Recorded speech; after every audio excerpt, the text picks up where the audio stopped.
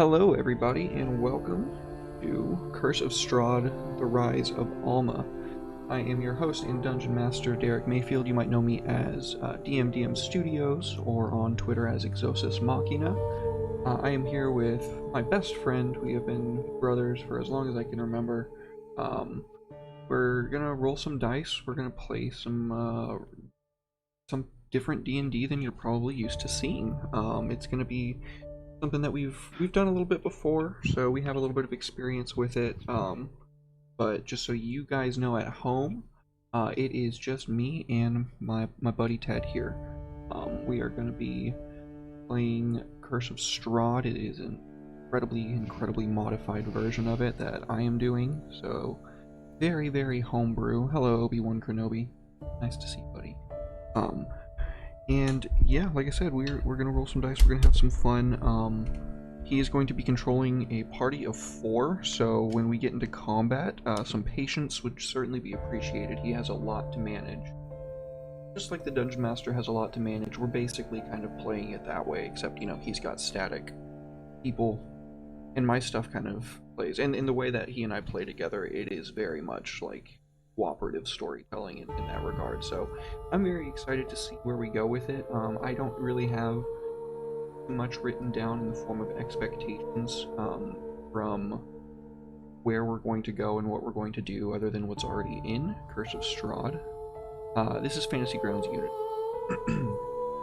And I'm still going to put my take on it. We're still going to kind of do everything a bit differently. The reason why it's going to be way more different than probably it would normally even be if I was going to homebrew it is I'm playing in a Curse of Strahd campaign, and so I'm trying to keep myself what's the word? Ignorant, I guess. I'm trying to keep myself as ignorant to that as I can be. So without further ado, I'm going to go ahead and hit song. Go ahead and get yourself situated, get a glass of whatever your favorite beverage is, and we starting in a minute.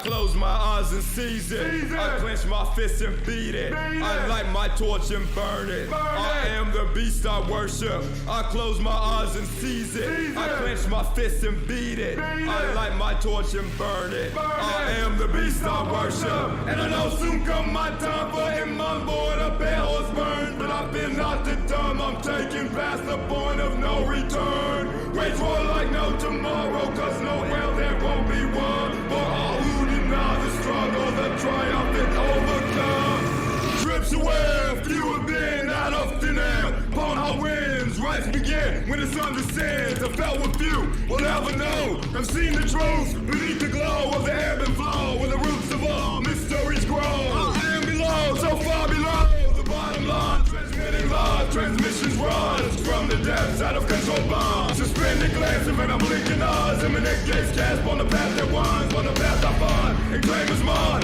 Ride the waves of unrest, made to make me shine as a testament to what the ways of the blind will never get. Ship a shake by my disrespect, dismiss this life, worship death. Cold blood night of serpent's breath, exhale like smells from the endlessness in the bottomless well of emptiness. Cannot to invoke what we represent. Secret order, elitist order, gripping fire, seizing power. Pride is earth, the loop is hour. I am bound, time is gone. Moonlight drawn, fly till dawn. Sacrifice to rise beyond. Deep inside, the violent calm of the coming storm. Endless sworn to glorify and for life adorn. With all that dies to become unborn. I close my eyes and seize it. I clench my fist and beat it. I light my torch and burn it. I am the beast I worship. In a time before time, eyes my wish on. Curved like psychotropic sighs. The smell of torn, flesh bled dry by hell swarms. The best is fly. I close my eyes and seize it. I clench my fist and beat it. I light my torch and burn it. I am the beast I worship. In a time before time, eyes my wish on. Curved like psychotropic sighs. dawn. Flesh bled dry by hell swarms. The pest is flies. Feel my vessel go up in flames. Flesh torch lit by the unnamed. Direct connection to the source. Vestment of the natural force. Forever burning black torch. Wisdom of the old and true. Possessed by the chosen few. Shining to reveal the words of the darkness that pervades all that is and ever was. Inferno of witches' blood. Worship is not on bended knee. Nature knows not of mercy. To pray is to accept defeat. Power pisses on the weak. Bow and be headed by the beast. Beggar on a bitch's leash. Scum is desperate for relief. Worship is the way I ride. Which encourage through the odds. Storms that force, the false that die. Worship the flame with which I rise into apocalyptic skies. Auschwitz flame on flesh to bone and splinter skeleton I roam wastelands with not to call my own. But the path I walk alone, the hunger burns within my gut as my bones turn into dust. I am the beast I worship. And I know soon come my time when my board of hell is burned. But I'm still not disturbed, I'm taking past the point of no return. Rage war like no tomorrow, cause no hell there won't be one. For all who did not struggle, triumph and overcome. I'm sharing that map, you can pull that one up too first. I place my fist and beat it. I light my torch and burn it. I am the beast I worship. I close my eyes and seize it. I clench my fist and beat it. I light my torch and burn it. I am the beast I worship.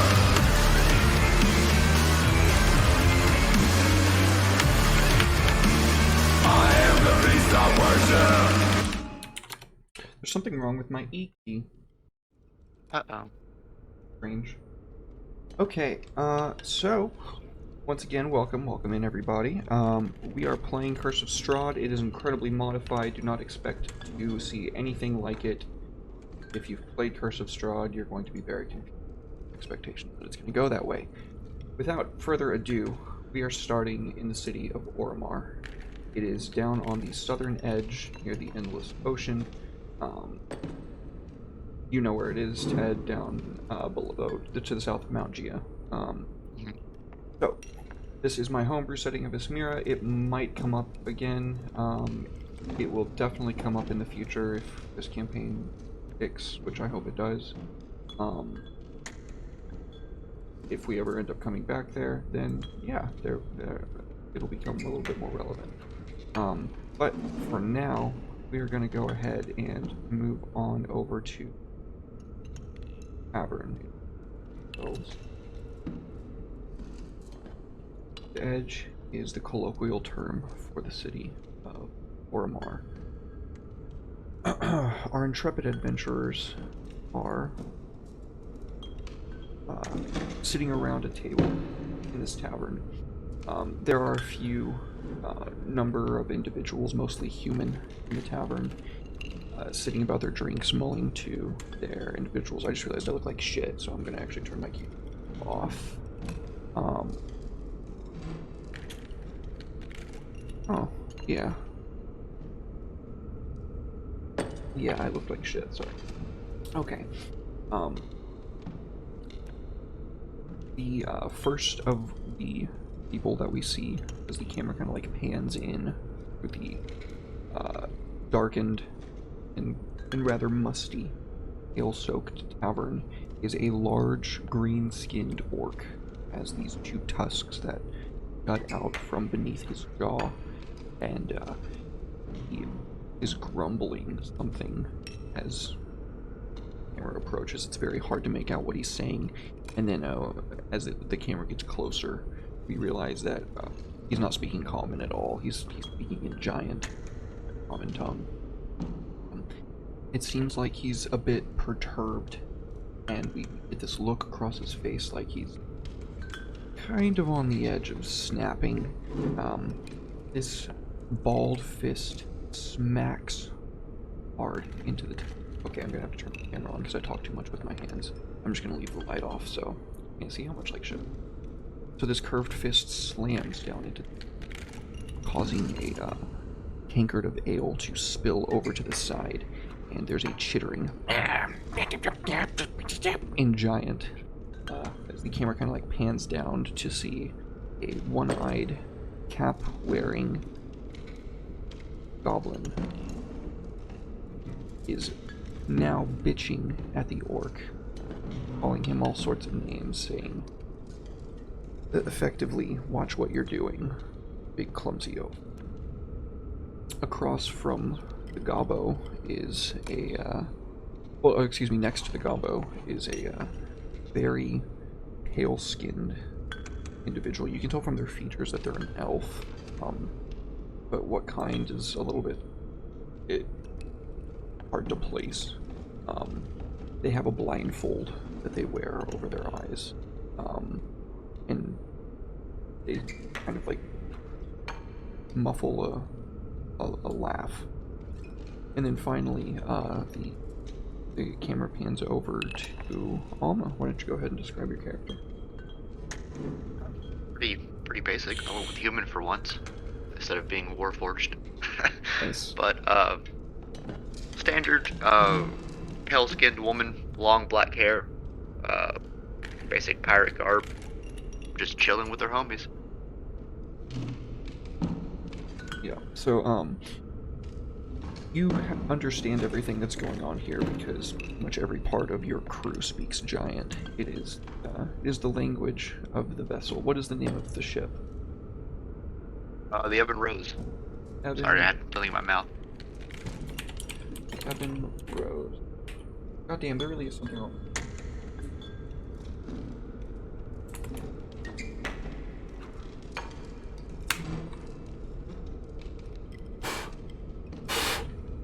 Okay.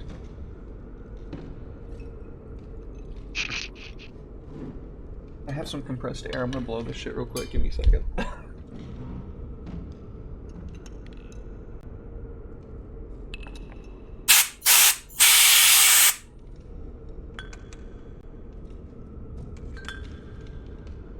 I don't think that did anything. I don't think that...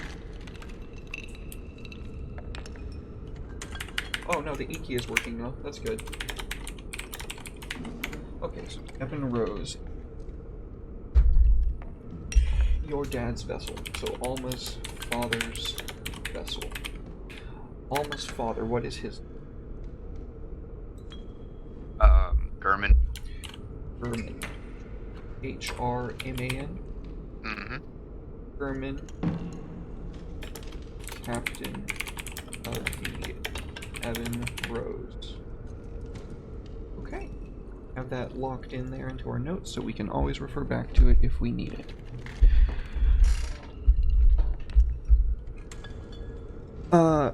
Obi-Wan, to answer your question, I'm not going to be looking at chat very much, by the way, guys. When I'm running D&D, I don't really look at chat too much. Just fair warning.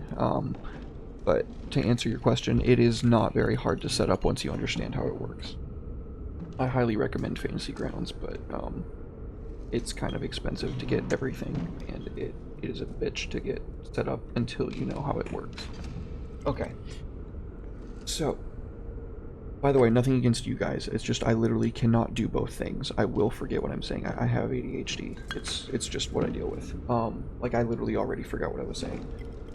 So we got that locked into the notes, and that is German is the captain. Okay. The captain is a human, much like our friend Alma here is, but it's no, do you want to go ahead and give in some of your backstory? I don't want to, I mean, it's your character. I don't want to fucking give away what you wrote down. You got this. Okay, it's no surprise on the crew that Alma is not actually the daughter of German. He adopted her. Her true father was a bastard who knocked up a whore, and he couldn't really do anything to take care of his little girl, so he traded her for the last amount of food that he could carve down. Didn't use it for food, he used it to gamble a bit more, and well, nobody really knows what happened to him. Point is, Alma was then raised on the crew. Part of the crew, part of the ship, Evan Rose, and on it she learned the ways of the pirate.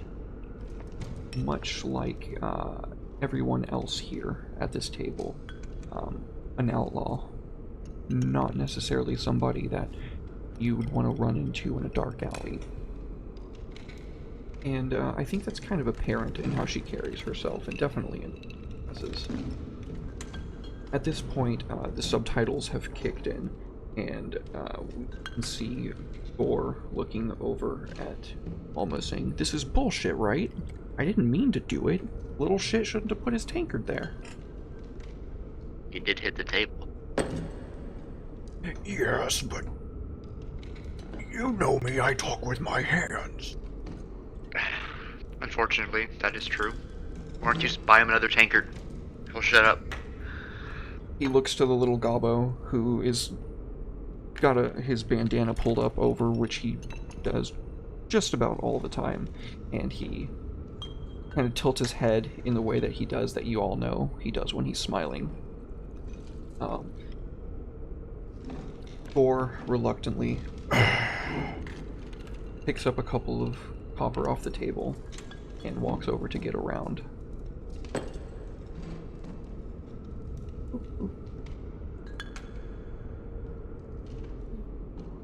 Sirik, at this point, who has said nothing, looks to you, Alma, and says, "What do you think we will find?"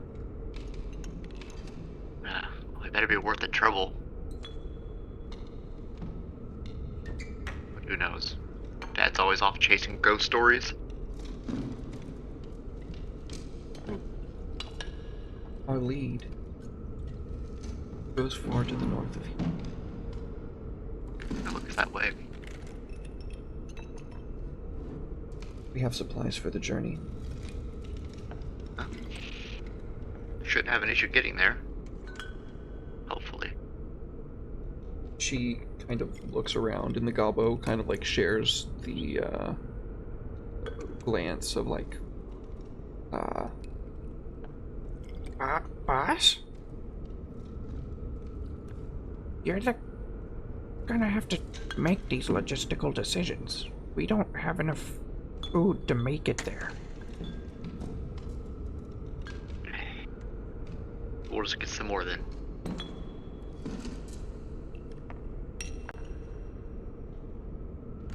I really want a big rump roast. Well, you'll get whatever we can afford. You'll deal with it until we get there. Been a long time since we had a good rump roast. Even Sirik liked the vegetables. When was the last time we had money for rump roast and vegetables?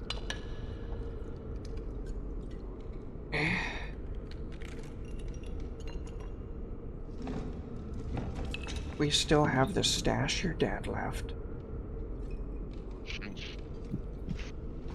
He's been gone, what, a month, and we're gonna dig into that already? He said it was for emergencies. I suppose this does constitute an emergency. "We will not make it there if we starve to death en route."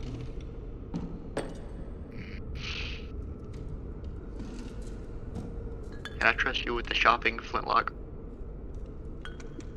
His head tilts again in the way that indicates that he's smiling behind his bandana, and he starts like nodding vigorously. Oh yeah, I'll handle it. Responsibly? I will go with him. Thank you. Take the stash. Get what you need. Enough to get us there. No more. Well, probably gonna have to wait till the morning. Don't think we're gonna be open this late. Yeah, guess we can't go causing a ruckus so soon. It's at this point that you hear Gorgoron's voice, or excuse me, Gorgonor's voice raise again, and in common, no subtitles for the first time, You hear him yell, You what? You gave the last ale to who?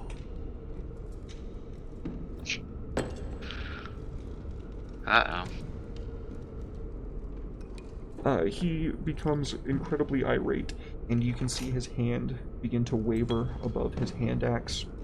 He reaches across the bar and pulls the barkeeper in, and like the veins in his forehead begin to like pulsate like really fast. And as he's like growling in this guy's face, he goes, I don't get another tankard of ale.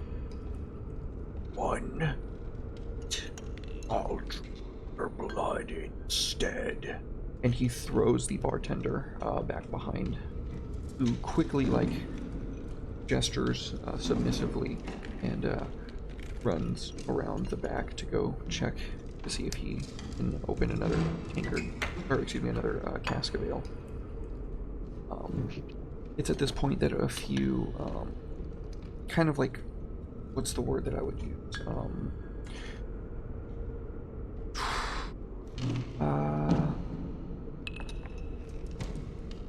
Like brightly colored, but there's flamboyantly dressed individuals, like 5 of them.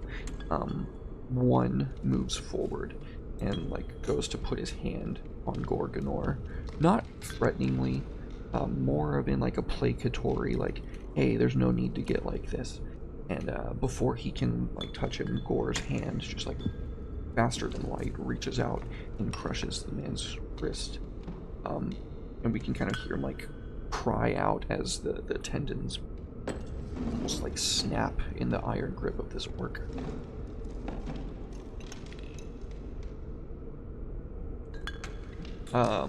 Flintlock and Cyric are looking to you.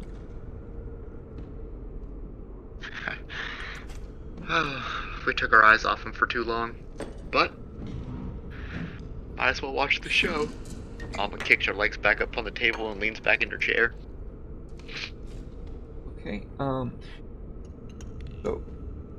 Thor is going to need to roll initiative. Combat. We're going to take Alma off. Log off.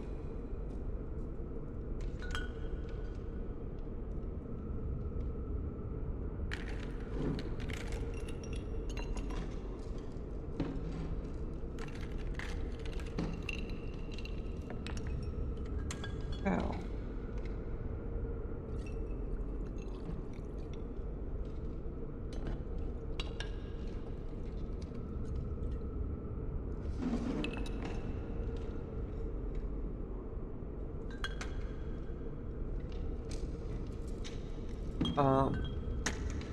So if you want to roll Gore's initiative or IQ.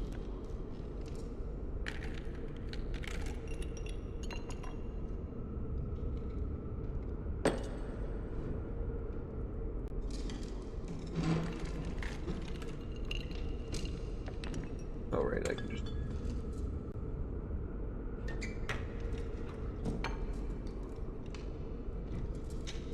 Okay. So, Gore goes first. He has got this man in an iron grip. What does Gore do? Well, he gonna catch a hand axe. Does he bonus action rage first, or does he go? Yeah, he seems pretty pissed off. Okay, then I'm gonna go ahead and put the rest of these.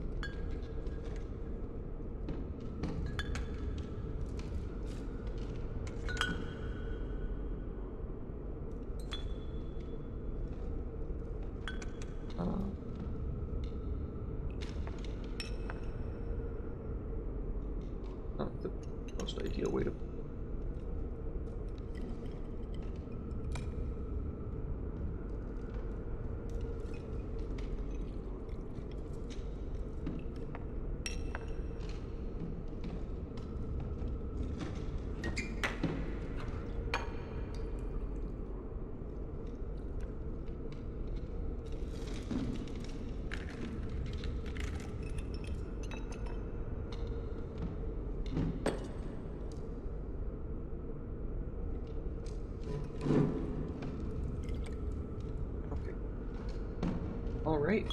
You want to, go ahead and make an attack roll against him.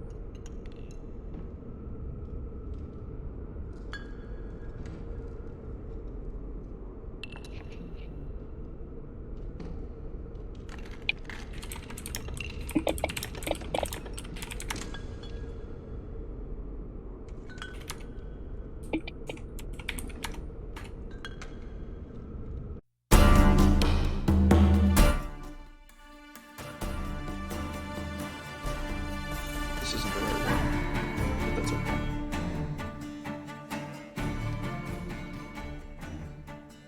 Yeah, he gets the extra 2 from raging. So yeah, plus 2 to whatever I rolled. Okay, So, so 9 damage to him. whack. So, Gorgonor, I'm gonna kind of rely on you to describe the attacks, by the way, because I'm not gonna be able to do everything. That's fine. I imagine he just has him with one hand, pulls out the axe with the other, and tries to whack him in the neck. Yeah, so, he swings in with the axe.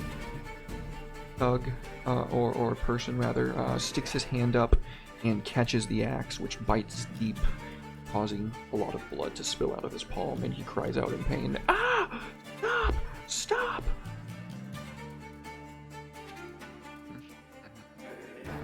He's going to...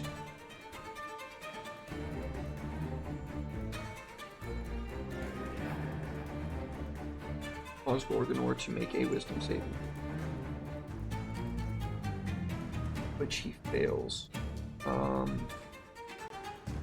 He mutters a curse in a foreign tongue, and Gorgonor instantly stops moving. Like, it looked like he was about to just like shove the axe straight through this guy's hand and like into his neck, but he just like stops moving, giving the man time to break away and run over to the other side of his friends and say, "Get him! Get him!" Do you guys do anything about it? Of course we do. Okay, so let's go ahead. You don't and bring add you guys magic to a bar fight. Well, you brought an axe to it. Well, that's not magic. We don't have rules about axes. Alma, Strick, and Flintlock have been added to the counter. You want me to roll your initiatives, or do you want to do it? You need to roll your own, actually. Do I just roll that? Yeah. Well, with no. dice? Initiative. Oh, there it is. Make sure you click an advantage on your own. Yeah. That's Alma's. Okay. Oh shit, that was not an advantage. That added it together. Oh, whoops. You have 34 initiative. It's okay, I'll give you 19. That's what it was. There's Flintlock. Him and Sirik are at the bottom of the combat tracker. Whoops. Why'd that pull 2 dice out? Because you have advantage clicked. Let me unclick it. Okay. Sirik.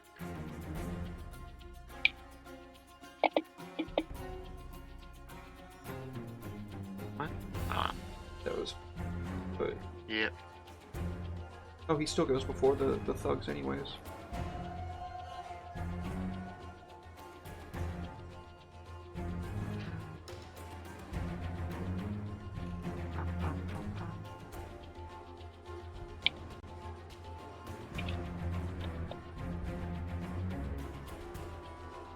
Sirik. Okay, so Sirik goes first.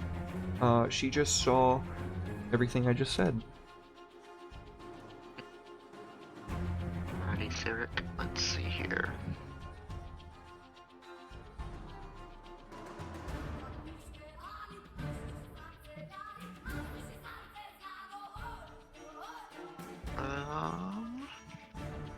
Let me get a wisdom saving throw from number 1. Boop. 15.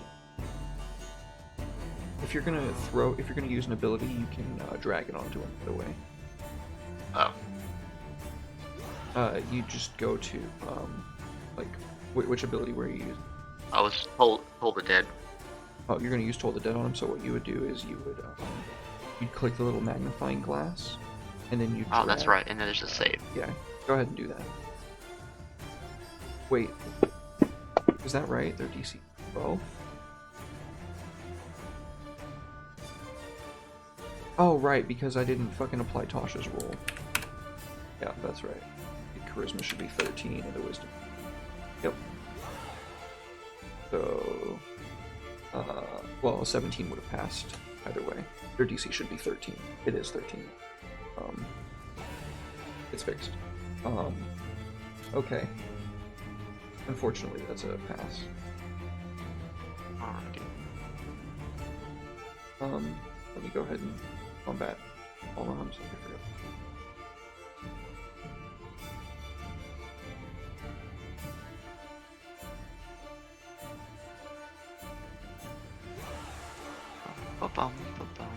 Unless you have a bonus action for Sirik to... Nah. Remember, a cantrip is not a spell. Yeah, that's fine. Okay.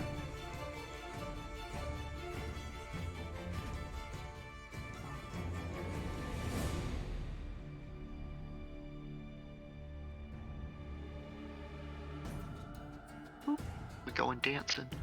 Ooh. How does Alma get over there? She flipping across tables and shit? Yeah, actually I want to go there. Okay. So I can get my sneak attack on this guy.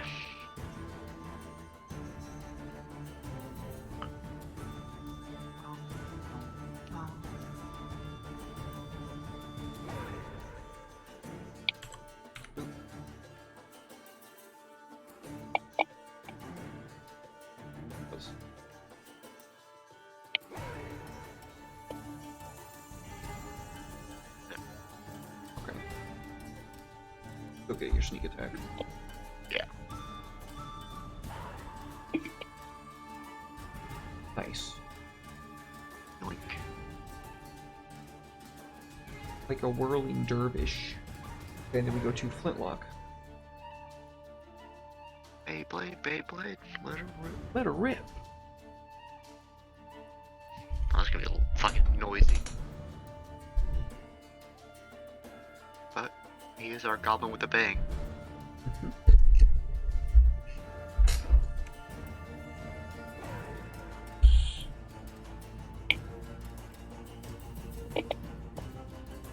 Ooh, holy shit. Let's go. This guy's dead.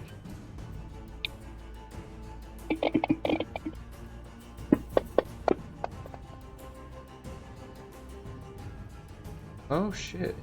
Who did you shoot? Number 1? Yeah. Nice. He failed the concentration saving throw, which automatically ended the paralysis effect on Gorgonor. Fantasy Grounds is fucking lit, bro.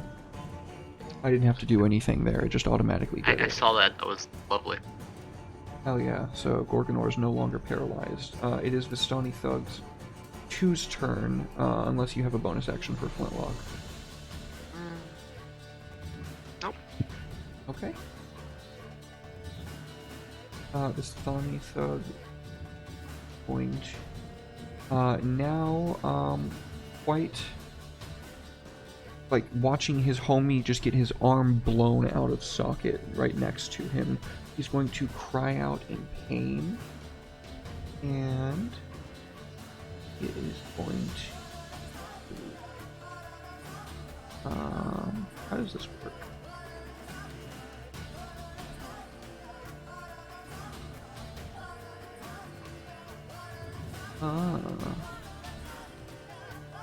Okay, so I'd have to make you rolls. Okay, so I'm just gonna use this saving throw.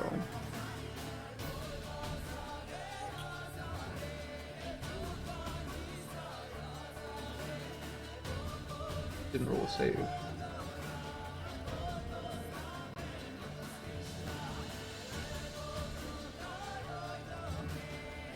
Why isn't it? Why isn't it? I was just fucking like bragging on you. That's why you gotta fuck up like this. I don't understand. That's really fucking weird. Oh, because you weren't the same ones that were on the thing. Got it. Because I took you off the combat tracker once. Now it's all fucky. Okay, so the way that we add you back to the combat tracker is how again? We go to characters. How? And, you all went before. Alma had like 15, 19, something. Eric had like 18, and Luck had like 8. Okay, now it should go ahead and let me put you back on. That lock was here. Why is he on here? Oh, did I just delete the wrong copy? Okay, what?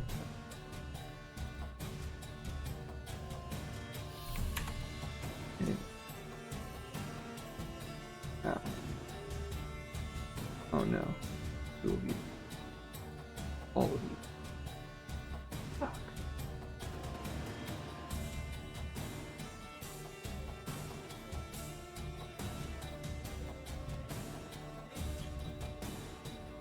Okay, that's good. Perfect. Was here. Insert was here. Sorry about that. Good. Okay, so now it should work.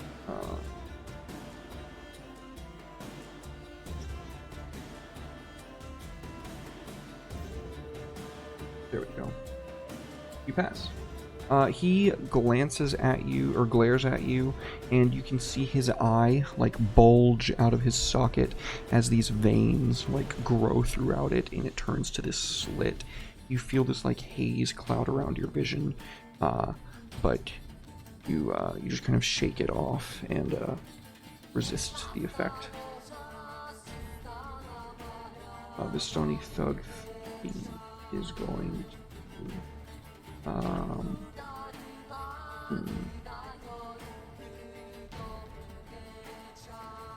he's going to move forward, and because he's got pack tactics and he's right next to his friend, he gets advantage on his attack rolls.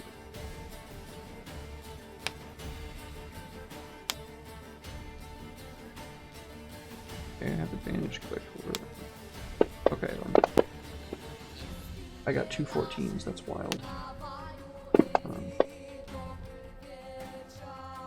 Okay, so that's 2 hits. Ow. Ow. He swings out with his mace, whacking you. You do your best to hold it off with your sword, but you can feel your arm get, like, jarred pretty rough. And then 4 is right next to you. He is going to leap over the bar and move over here, so he and 5 can get pack tactics off on Gorgonor. Opportunity attack. Okay. How did we get that to work last time? I think he had to be next to me still. Right. Let's see if this will work. Boink. Hit. Hey. With Thorn, I'm guessing. Yep. Ah. Clang, you slice through his side as he runs. You graze him, and he has a trickle of blood running down him. He's already quite wounded. And now he is going to make 2 attack rolls with advantage against Gorgonor.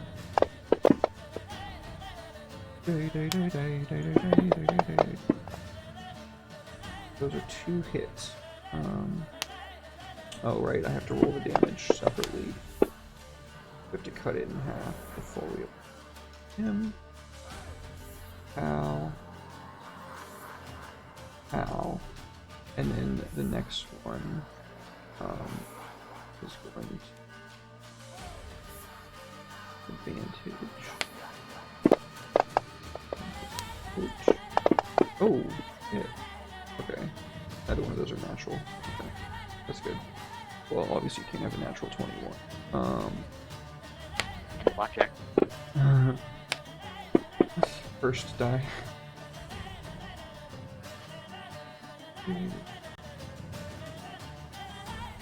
Yeah, they come in and begin clubbing into the big ol' orc who is like blocking them off with his hands. Like he's just kind of like taking the hits with his hands, because he's one big beefy boy. But it absolutely hurts.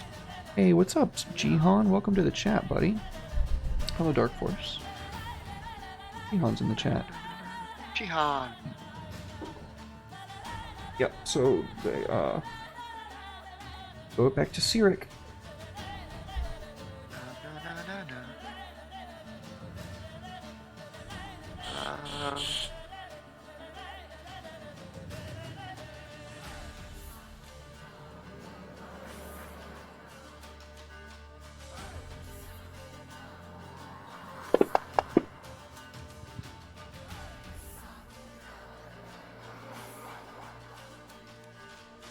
He fails.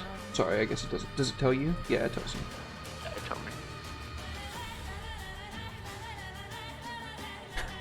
Okay, so it takes 1d12.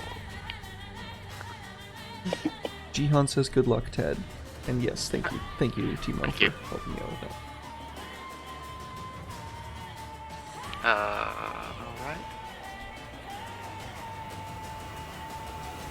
Okay, I completely forgot, because I'm horrible at this game, that this guy gets sneak attacked. Which guy? The guy that ran past me. You can only do it once per turn. It wasn't my turn when I took the reaction. Right. What? You can sneak attack on Yes. reactions? I mean, Yes. I'm trusting that you would look into this. Yes? Okay, so you don't know. No, yes, because that was the whole reason of like multi-classing into Battle Master, was to get riposte. Because then on a reaction I get sneak attack. Yes. But does that mean that you'd be giving up your sneak attack on your turn? Because I was under the impression that you can only sneak attack. Once per turn, not once per round. It was his turn, not my turn anymore. Okay. Yes. But I will double check real quick. But I think that's why people tell Battle Master's good with Swashbuckler. I mean, it seems cool. Hey, Not that that had Jordan. anything to do, that was just a regular opportunity attack. Yeah. But let's learn something together. Yes, they can. Next. Okay. Okay, now I'll take my turn. Because I forgot that just because I can sneak attack solo, I can still sneak attack under normal conditions, and Gore was next to me. Alrighty, we need to get out of this situation we found ourselves in.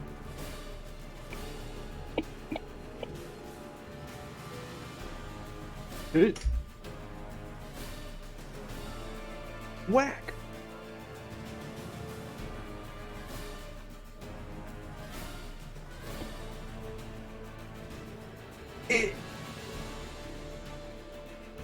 You slash him across the chest, but your second blow, he is able to bring up his mace in time to deflect. I don't need to hit, I just need to make the attack. Bouncy.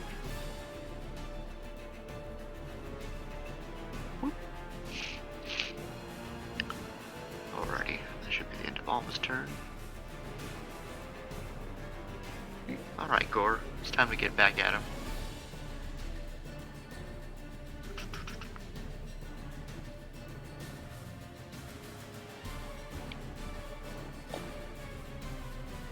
Oh no. That sucks. He's still a little bit woozy. Is he using his hand axes? He was trying to great axe him. Oh shit. Well, he's got this. He's a tanky boy. Alright. Flintlock. You did good last round. Let's keep that up.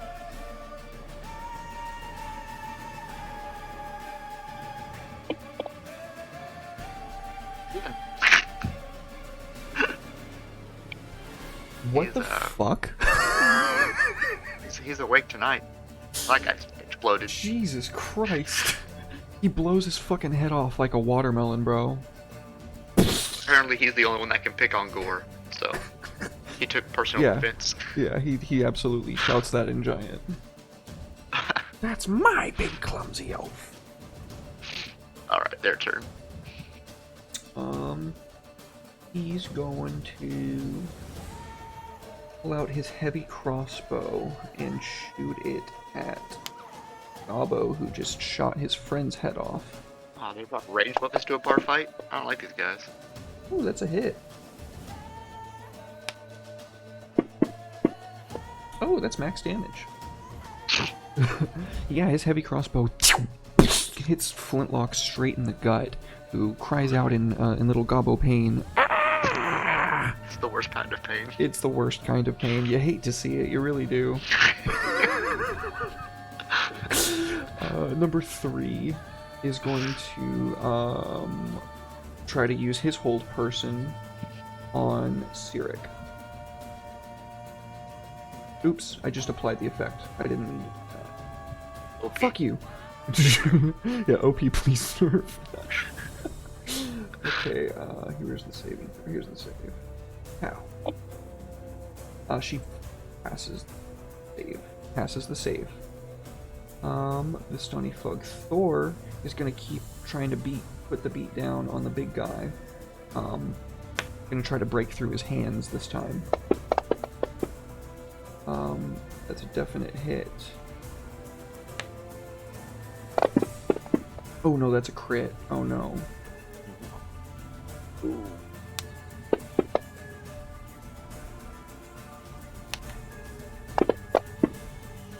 Okay.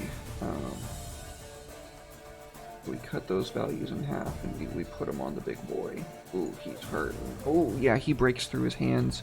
We can see Gore's hands get kind of smashed inwards, and some of his fingers crunch and break, and he bellows this loud bestial roar as the guy behind him is gonna try to press the attack. Yeah, he's got advantage. Good news is neither one of those hit, even though he had advantage. And then the second round of attacks, that's one hit. Put that in half, and we add that to Gore. He just cracks Gore in the back. The first time, Gore is so mad he doesn't even notice, but the second time he actually wounds him. And we go to Cyric. Cyric.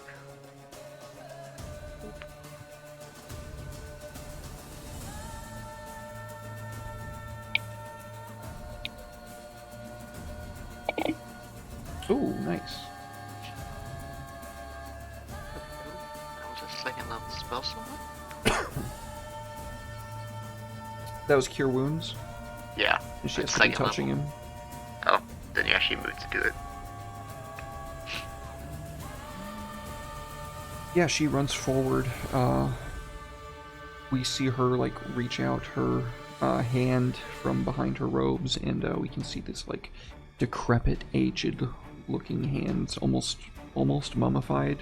It looks so old, and she puts it on his back, and it goes into him, and she pulls out something, and this explosion of bluish purple light shines through his open mouth and eyes as he's roaring, and his wounds are magically stitching themselves back together at a hyper fast rate.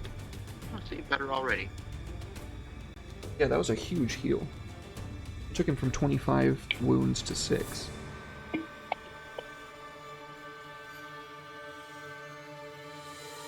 Pow! Oh yeah. Wham! Yeah, he's thinking that he's on top of the world. He's thinking that he's about to kill this fucking orc, and he's smiling as he's just battering his mace into the fucking broken hands that somehow just are not broken anymore, and Gore catches the mace, and for a moment, the guy's smile turns to confusion, and then his head fucking explodes.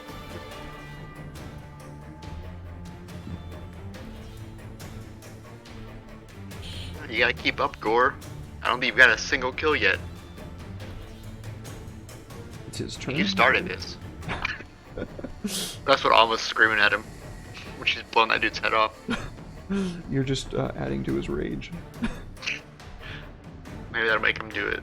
Take it out on this guy. You got it, Gore.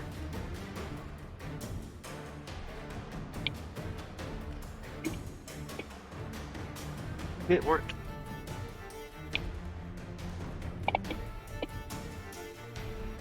Whack. He sinks the great axe into the man's guts and rips it out, some of his entrails, like, hurling out in loops.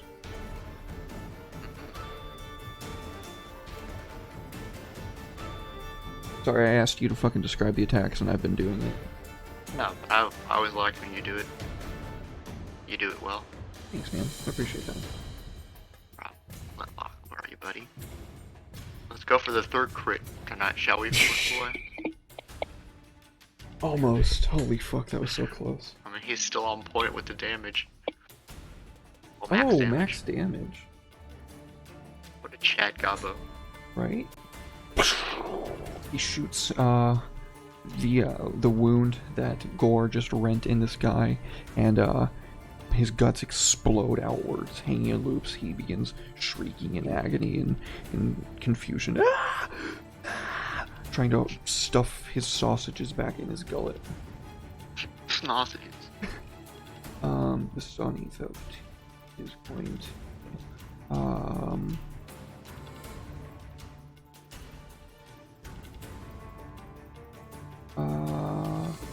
he's kind of scared, but they're gonna make a morale check. That's a natural 1. Yeah, that's a natural 1. Yeah. I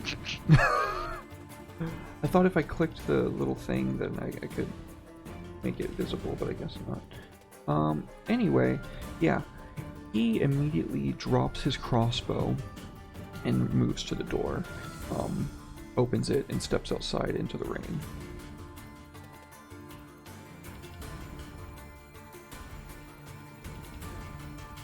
And 3 is going to run after him.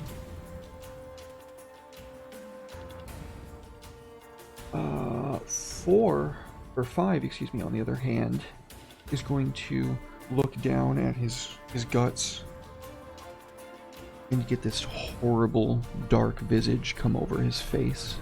These black veins over his eyes, and his entire iris burns to black, and he stares directly at the orc in front of him who started all of this. After they started it, they touched him first. And he's going to mutter a curse in his tongue. And I'm going to go ahead and let Gorgonor finish him off. We'll assume that Gore takes this turn to do that, as we take the turn order back up to Sirik. Gore doesn't really understand what he says because he's speaking a language that he doesn't know, but he certainly understands the sentiment that he's trying to, like, curse him in his own tongue.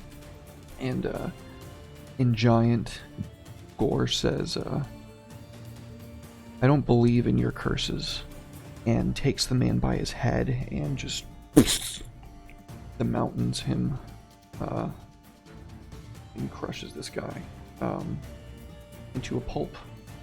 Sirik. Oh boy. Sirik, work on 2. So heal Alma's away. Nice. Nice. And then we're gonna do just like we did in the preview last night. I'm gonna show you that you can't run from Alma, because I got mobility out the fucking ass. Swiggity swooty, I'm coming for that gypsy booty. You can't say that. That's what they are, though. Vistani. If I remember this correctly. Vistani. Oh. Yeah. Wizards of the Coast redacted their claims that they were gypsies because people found that offensive. Oh, you can't. Hi, yeah, boys. you actually have to like move around the. You have to like move around the terrain. Oh. Hi, boys. That would have taken my bonus action to dash, so. Gore, where are you?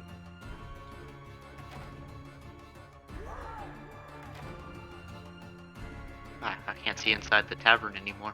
You have to click on Gore. Oh, is the door closed? No, it's open. You're just not at an angle. Here, you can see it. If you unclick from Alma, you can see inside the tavern, and then you should be able to click Gore. Do I unclick something? Just click it again. Oh, okay, there we go. He wants a piece of him too. Whee! Whee! Oh, he can actually attack. Jeez. Jihan says, "Man, this is graphic." You know how I played this game, dude.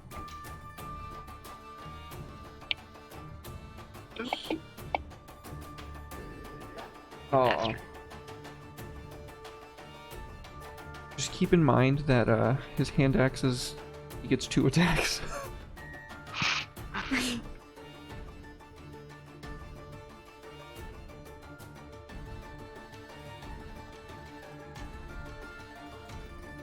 Obi-Wan says, "I'm loving it in the background. I guess you read Warhammer 40k books." That's why I think I'm good at this. But he moves up to the window.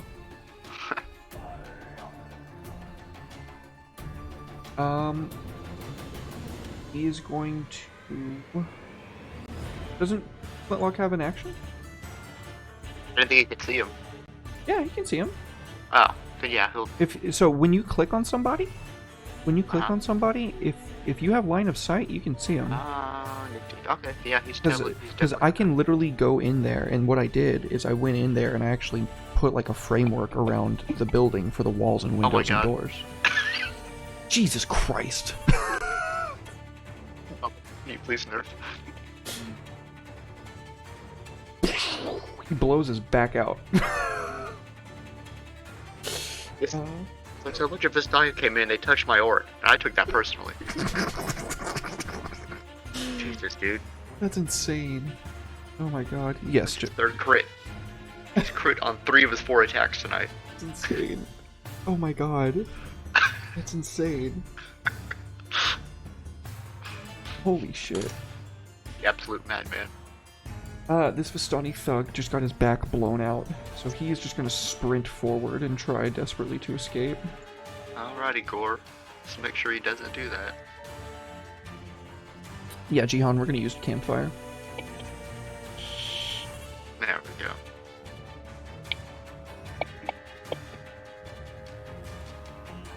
Extra 2 damage. Ooh, he's really hurt.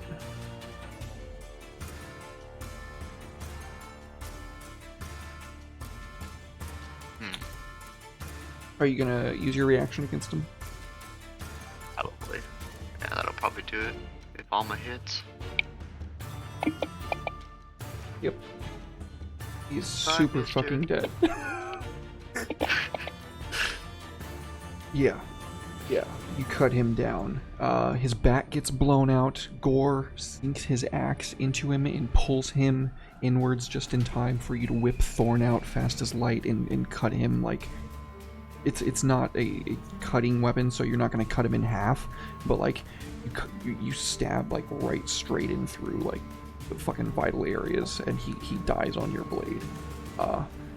As you rip it out, he collapses to the ground with a wet sink, the rain washing the blood out of him. The Stony Thug 3 is going to shriek in terror. And Wouldn't too. You can't escape Flintlock. The harbinger of death.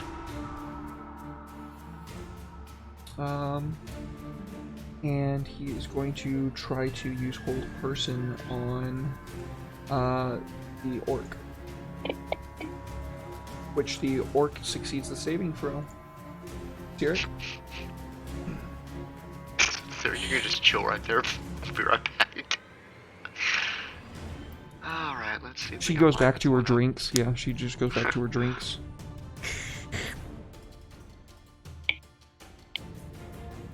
Oh shit, you don't have dark vision, so you can't hardly see this guy. Uh-oh. Ah, there's so many dice in my hand. Okay, there we go. Fixed it. Well, then I guess that would balance out my advantage, or my advantage with just a regular shot. Yep. Boop. Hey.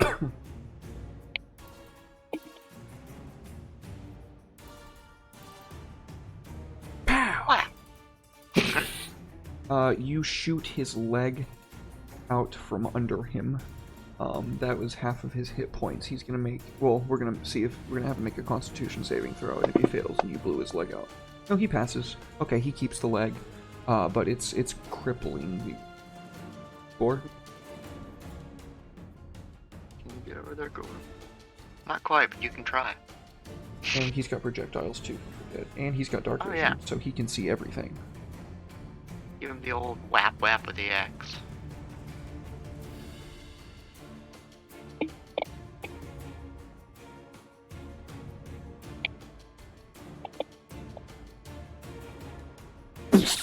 It sinks into the same leg that you hit, and the man looks as if he's like in the process of crumpling into the ground as Flintlock makes his way outside, or I'm guessing so he can get a shot.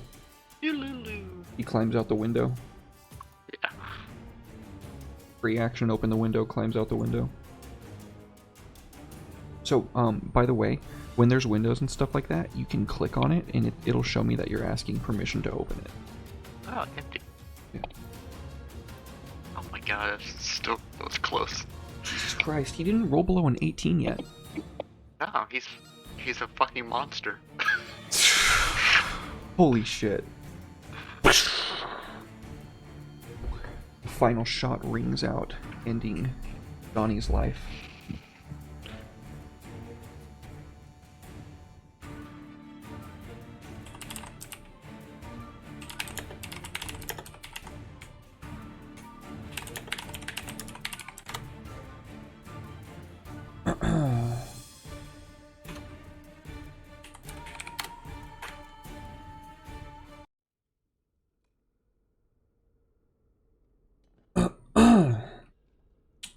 You have finished the last of them. They all kind of stand before you now, super dead. Well, now we can go back to getting drunk. Boop, boop, boop. Yeah. So you guys make your way inside, and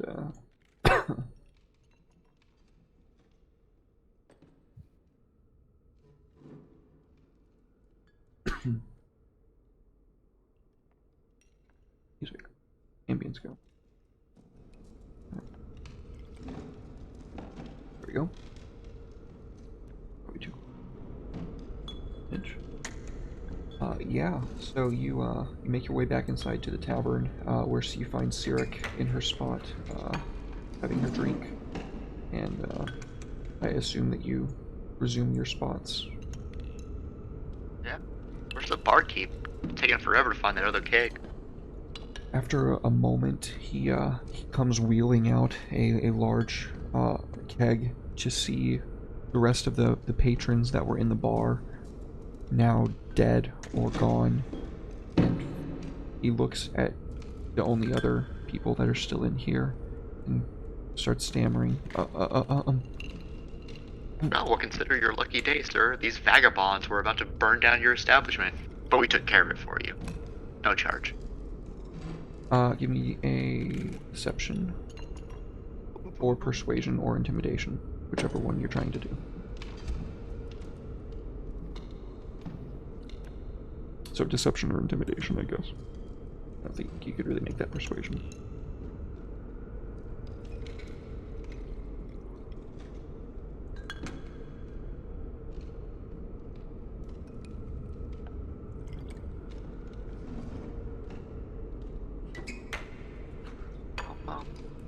You can double click it on the skill, by the way.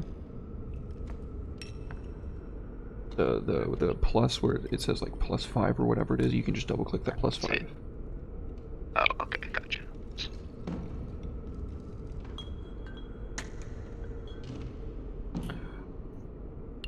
Ooh. He immediately sees through it and I goes, might. So, let me check what that ability does.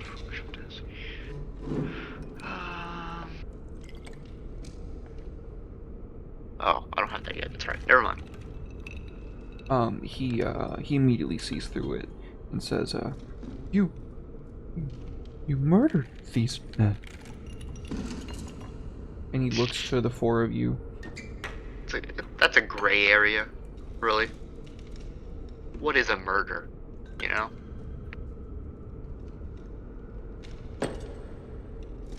They were travelers and you murdered them in my tavern. Technically, they started it. The large orc sitting next to you looks up to the man and kind of like gives him a slack-jawed stare of like, do I really need to deal with this?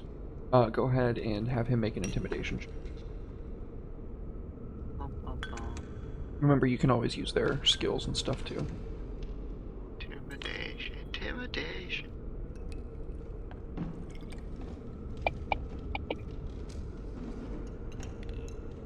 Ooh, so the man drops the tankard and kind of like staggers away and goes, I have to get the guards. I have to get the guards, and immediately tears towards the entrance of the bar. We should have done that. Not with eagle-eyed Flintlock over here. Is anybody going to make an attack of opportunity as he runs out of his threat range? Yeah, Flintlock will. I just don't know how to do that without something on the board. You can just drag it into the the chat box.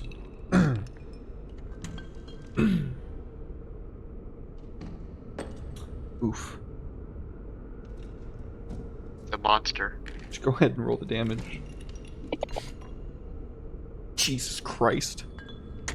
So, he tears towards the entrance and Flintlock, like, looks to you and goes, like, his head kind of tilts to the side, and, I'm guessing Alma. Yep. Gives him the okay, and he just kind of, like, lazily, like, puts his gun over his shoulder. That's how I was envisioning it, too. And just pulls the trigger, and, like a watermelon, the man's head explodes, and he collapses into a puddle of his own blood and brains. Shame. He literally could have just not chosen that path in life. Yeah. But people will make things difficult. Well, everything's free, guys. Eat and drink up. Yeah, as you're saying that, Gorgoron has already like picked up the cask and like slammed it on the table and like stuck a spigot into it and flicked it open for his tankard, and he's like shaking his head like, shame, it didn't have to go that way. You know, Gore, not to rip on you too hard, but do you really think you earned the keg? You spent most of the fight laying there. He stops the spigot immediately and looks at you and starts like not shaking, but like you can see the vein in his forehead start to like throb again, and then he like, God damn mages. Yeah, cheap bastards. What kind of bandit? She doesn't really seem to pay any mind to it. She's not a mage at all. She's a priestess. If you can cast magic, you're a mage as far as we're concerned. While she would debate you philosophically on that, she's not the person to speak up when somebody says something that she disagrees with unless it's in, like, confidence.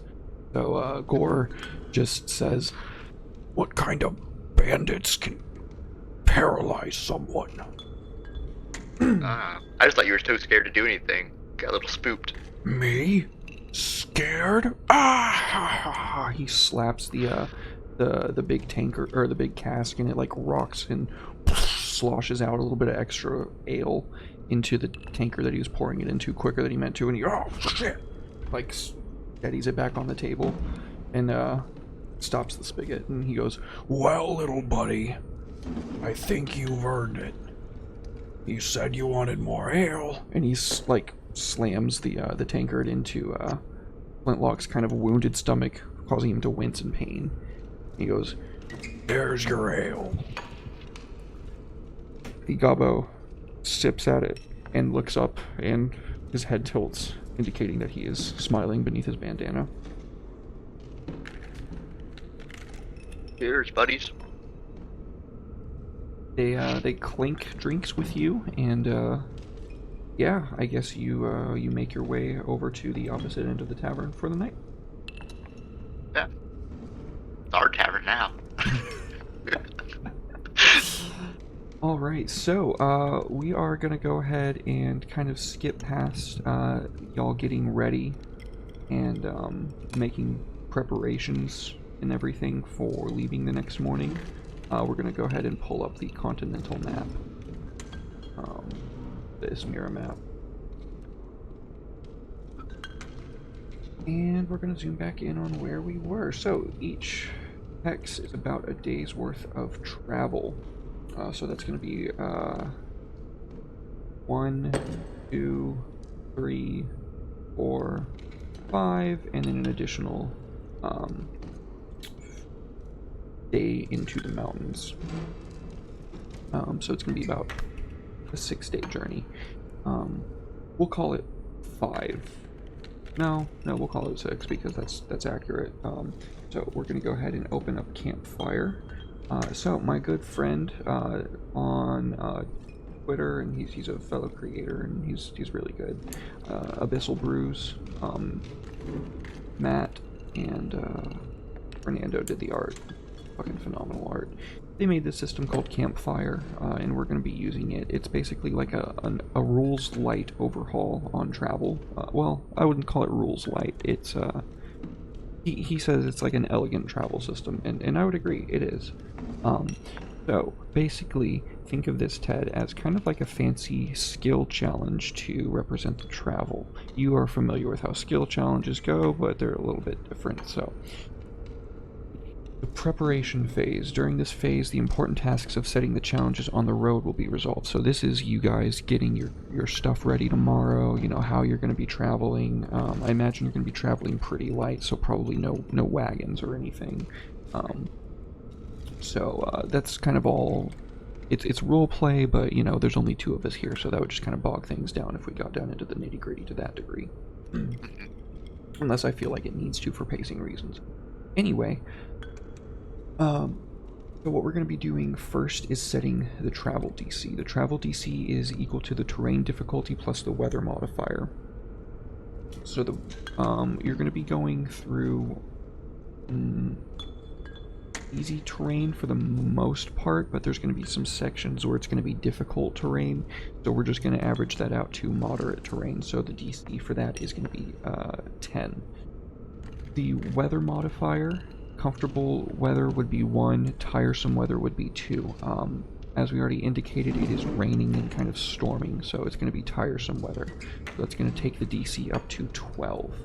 And then the destination score is going to be another 4. So it's going to be the length of the journey is going to be an additional +4. It's a moderate journey, 5 to 9 days of travel. So that means the total DC is going to be 16. So everybody gets to roll once on their skills, and then when they roll, you can kind of like narrate how they succeed. If they fail, then I'll say how it unfortunately didn't work. And yeah, so we will go ahead and start with whoever you want to start with. So the DC to beat again is 16. Okay. Let's see what Alma's got.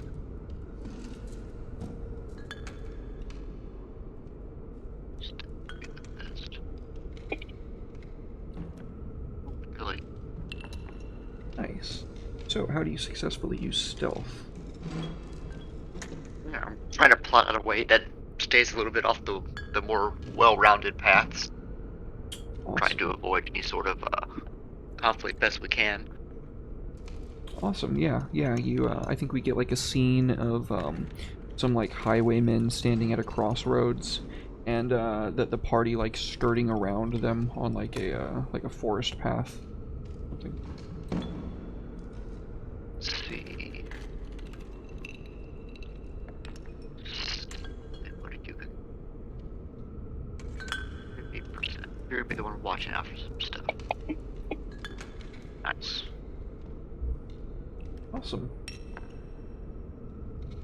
We got our eagle-eyed Psy keeping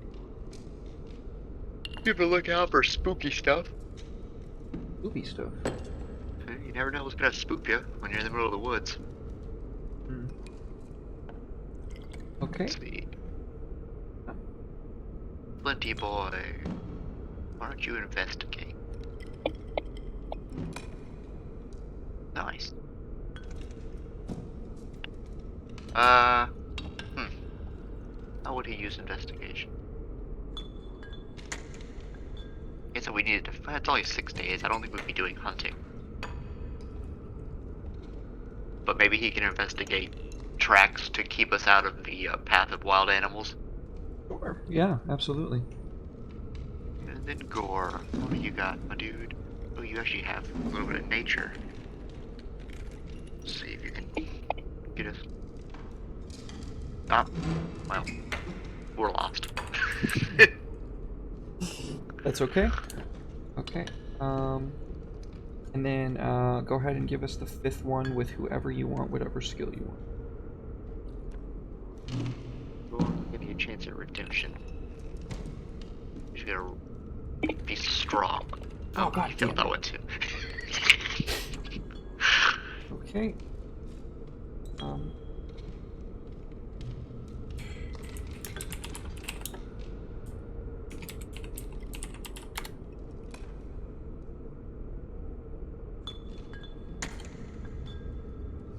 Okay, and I'm making sure that we're, I'm reading the rules on the screen, making sure that I'm doing it correctly.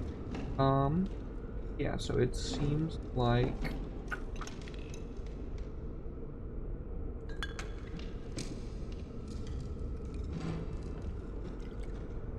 Yeah, so, you experienced some hardships on your journey, whereas most of the time you were able to pull through by use of guile, by use of perception, by use of gathered knowledge of many things and the application of them. You are capable of making your way through the lands without too much accostement. Unfortunately, at one point, Gore told you guys that he found some good berries for you to eat, but they gave everyone the runs. Berries. And when he tried to noodle some fish out of the lakes to make up for it, it just eluded him. He's not used to noodling catfish. Used to harpoon fishing out on the boats, on the ships. But despite that, you do arrive in relatively good spirits, and yeah, you can go ahead and roll 3d20 or 1d20 on just a flat d20 number. What's the number? 9? Yeah. Your travels have left you with a renewed sense of purpose and direction. Each character that currently doesn't have inspiration gains it. Yeah. Nice. That's fantastic. Chalk that up on their things.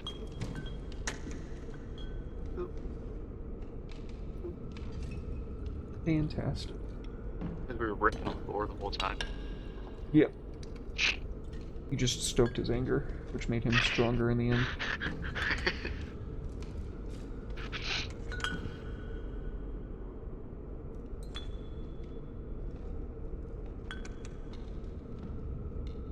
Alright, so we're going to go ahead and open up everybody's thing. And we are going to go ahead and give them long rest.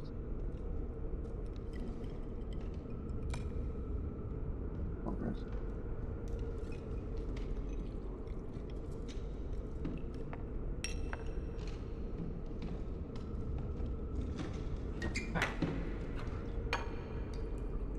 Oops, I didn't mean to close that.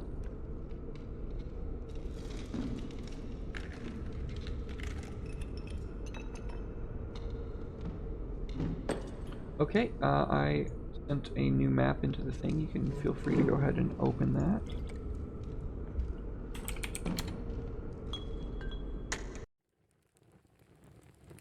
Alrighty. Spoopy.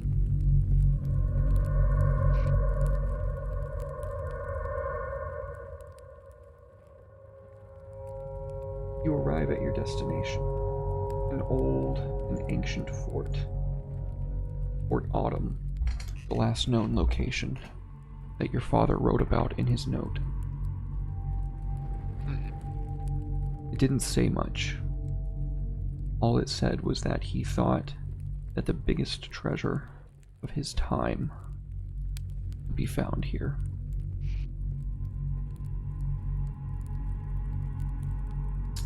The ancient stonework greets you coldly as a strange silvery mist. It doesn't really seem to stray too far from the fort itself, but kind of clings to the walls and drifts in and out, almost as if the walls aren't even there.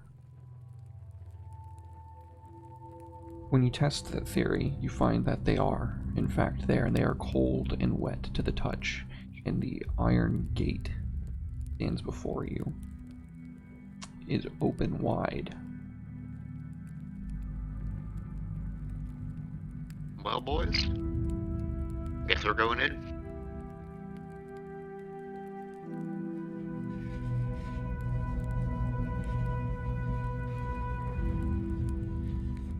You can kind of like move Alma, and then I can kind of like move everybody else.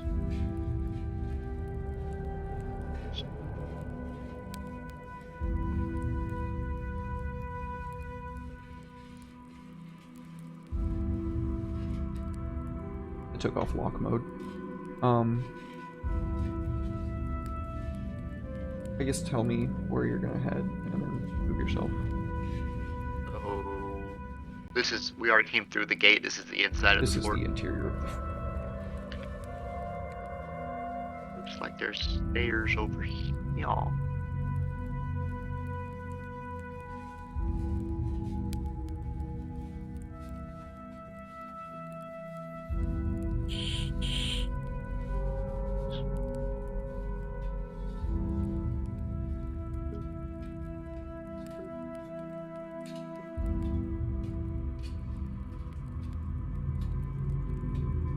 Okay, so you approach and you can see that, I mean, I kind of drew it all out and everything, but, yeah.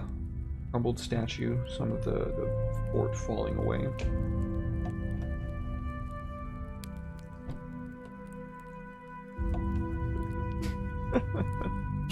Dion's making a joke.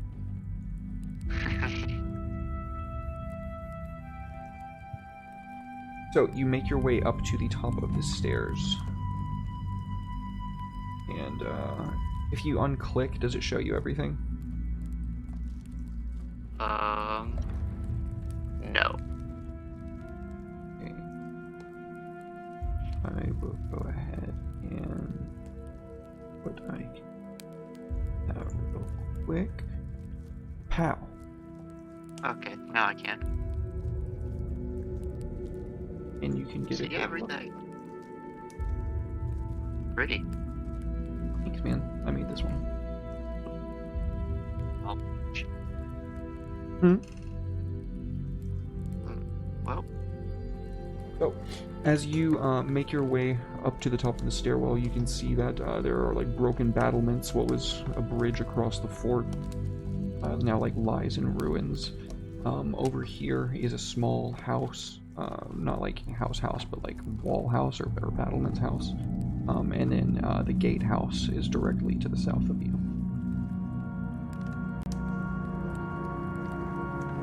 The gate itself is closed. And you can see the silvery mist like pouring out from between the bars. Well, get down first of all.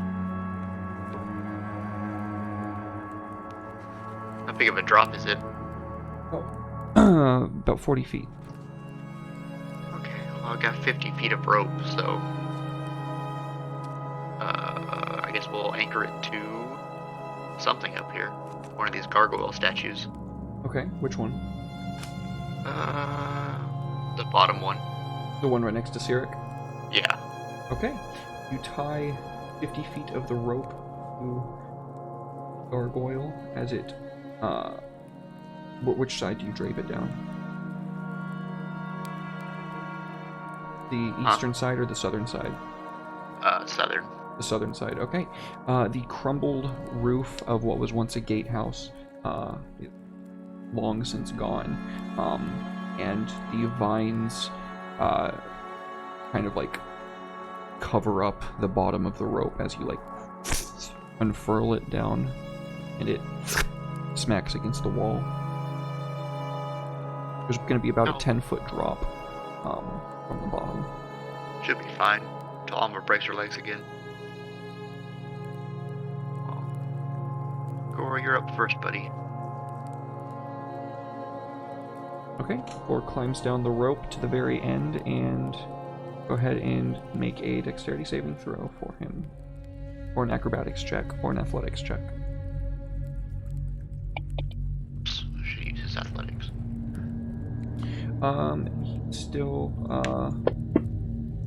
gets a little bit, wounded from that. Nothing too serious. When he lands into the water below, he thought it was going to be deeper. But it unfortunately was a little bit more shallow. Let me hear up.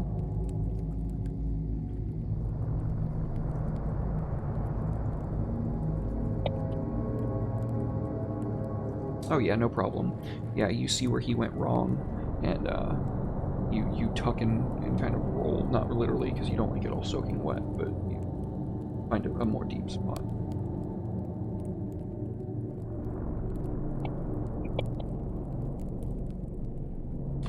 Yeah, Sirik sees where you land and floats down deeply, gracefully. Oh no. Flintlock is carrying his big fuck-off cannon, and he lets go of the rope and he takes the full brunt of it. Poor guy. You right there, buddy? He is now soaking wet and looks up at you and gets up and dusts himself off. God damn it. It's a lot higher for me than it is for you. You win some, you lose some. Let's go see what all this spooky stuff is. Alright, so as you approach, I'm going to go ahead and turn on the movement mode on. As you approach a large crystal structure set into an arcane, like, stonework in the ground, you can feel this kind of, like, brimming power.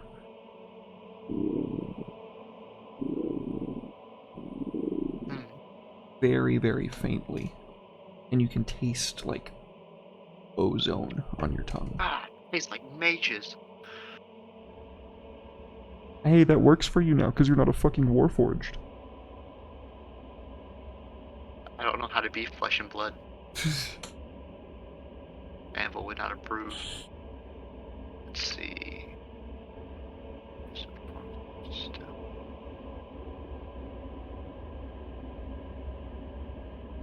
Try to give it an Arcana check. Hey. Okay. What does Sirik do to try to make an Arcana check? I'm just gonna look over this thing, touch it, pull back some of this weed. Okay, so she begins like Get running it her in hand. guts. She begins running her hand over the vines and shrubbery, like pulling it back, And as she does so, she kind of like calls out, and when she pulls her hand away, it's like almost like iced over, and she like clenches it, and it like there's frost caked onto her hand, and she looks to all of you and says, whatever this is, it's not active right now, lest that have positively destroyed my hand. Well, let's keep it that way. Alma will go inspect all these gears. Okay. An Those are investigation gears. check. What's that? I was like, those are gears. They are gears. Give me an investigation.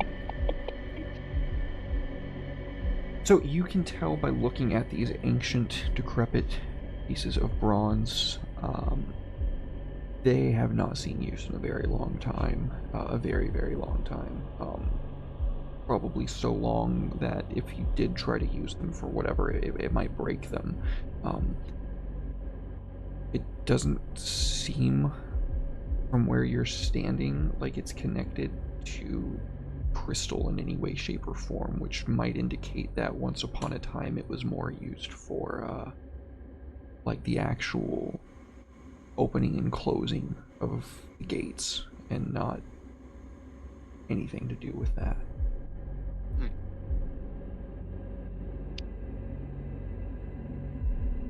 Well, we ventured, nothing gained. There's like a lever over here. Give that a little tug. It is very hard. It seems to be stuck in place. Oh, we get Strong Boy to tug it then. Give him an athletics check.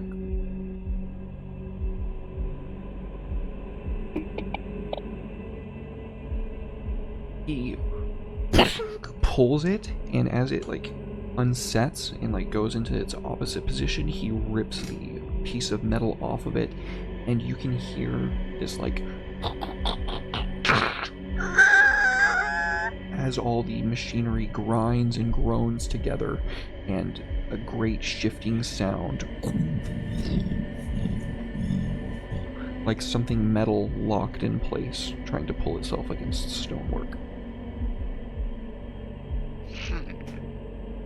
Well, that did something. Let's make our way towards the courtyard.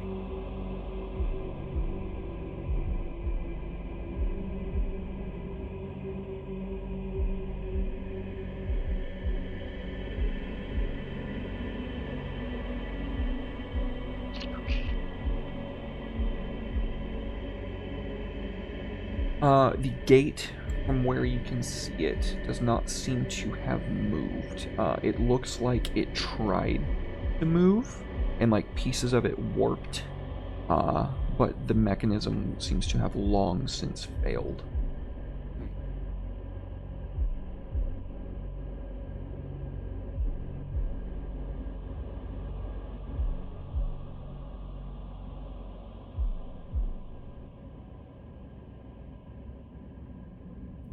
Sure is spoopy in this fort. If you want to just focus on Alma, I can move the rest of them. Alright. So there's a path up this way.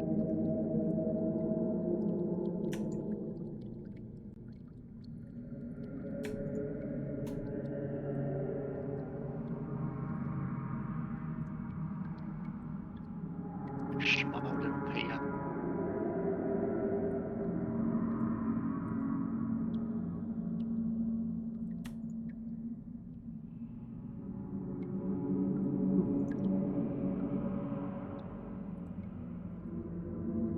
So you come over to a destroyed wall. It seems to be fallen, and there are some aged and withered bodies crushed beneath it.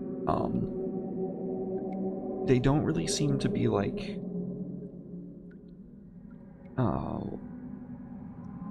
aged as much as they do desiccated, despite the fact that they're like underwater.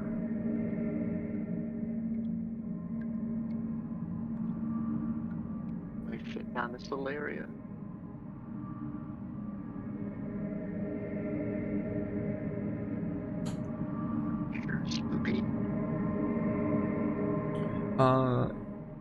Not fit.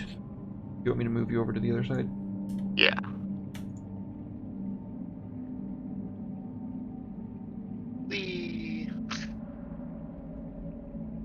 Okay.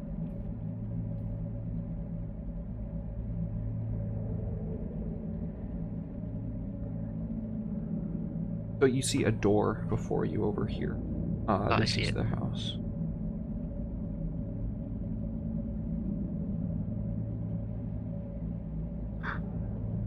Spooky. There is a lone body and a tome sitting next to it. From where you can see. Another desecrated Sure. corpse. It's about the Necronomulon. As you move in, you can see another couple of corpses slumped up against the southern wall. They are wearing old, rusted armor.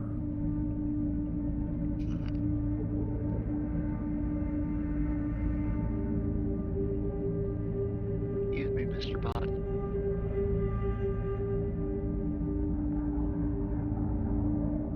Spooky. When you open the door, you can see more bodies crushed. Give me a perception check.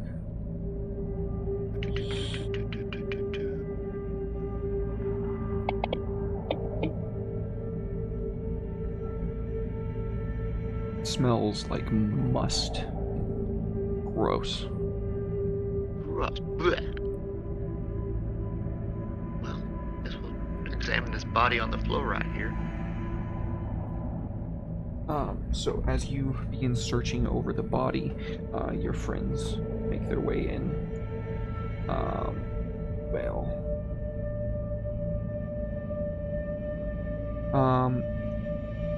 You give me a medicine check. Anybody? Medicine.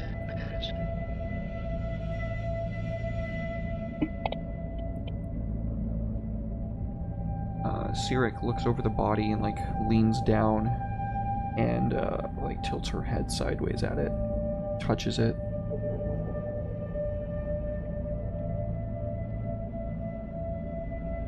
What strange manner of death is this?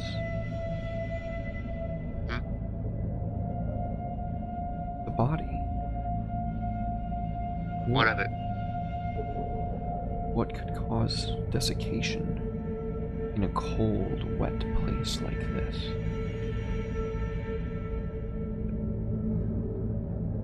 I have no idea. With that book, maybe that'll tell us. He looks to the book and picks it up, dusts it off. She opens it and begins reading it. Go ahead and give her a religion check.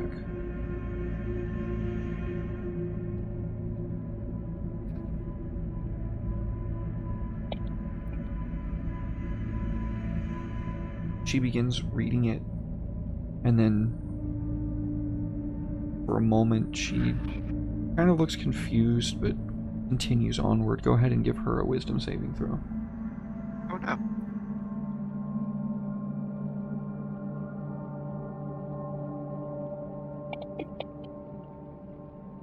Good.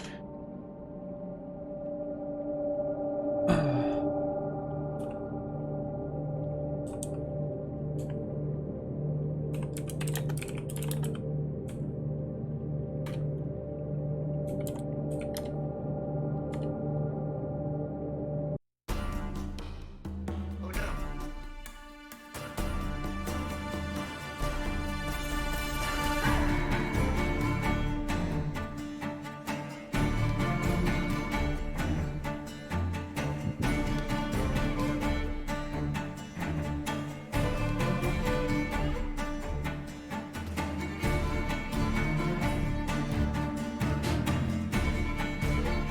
Oh, god damn it, why did it do that shit? I hate that so much. Don't want to have to leave this open the whole fucking time for this shit.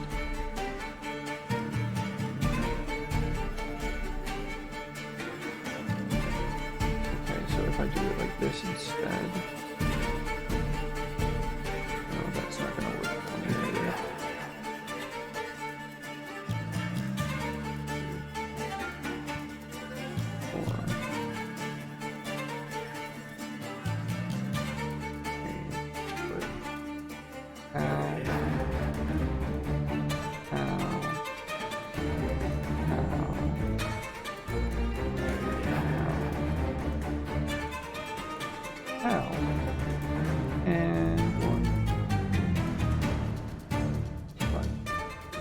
bodies rise as necromantic energy swirls in a vortex from the book as she reads it aloud, not knowing what she's doing.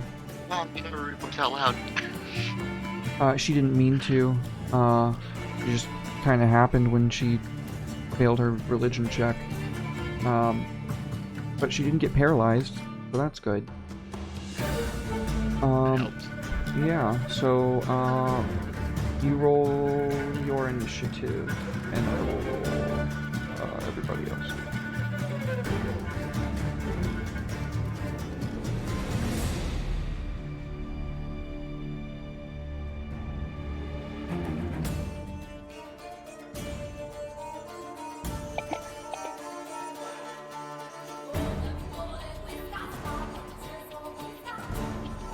Ah. Okay. Yeah. Actually, you can roll the rest of them too if you want to, because Okay. it'll just go ahead and take care of it for you.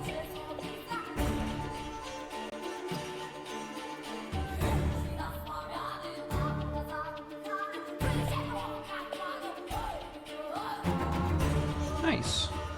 So Gorgonor sees the body on the floor rising first and goes first.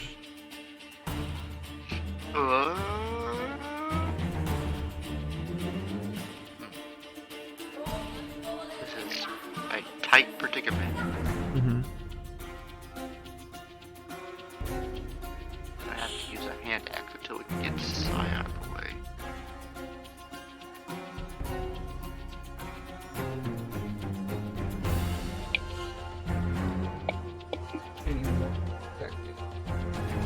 That's a hit. Roll damage.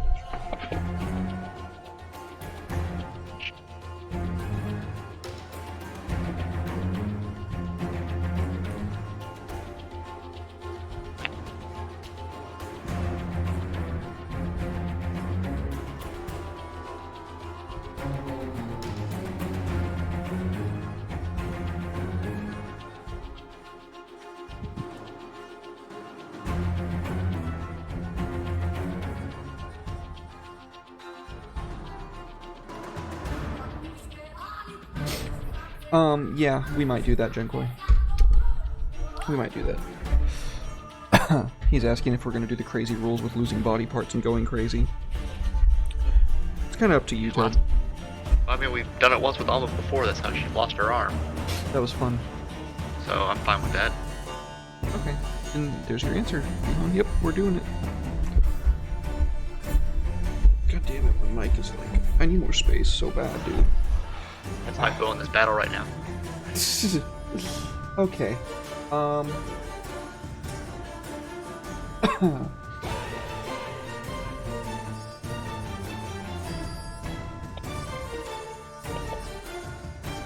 lot of stuff happening.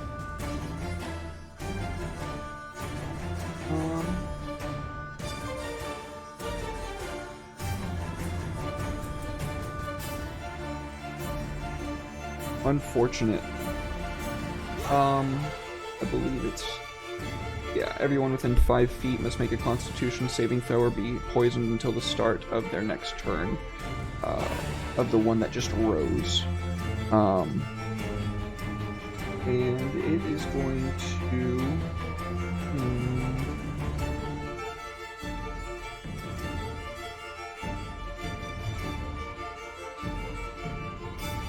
Okay, so he is going to pick up a war pick that was beneath him, and he is going to make an attack at Alma with it. Bastard man. That's a hit.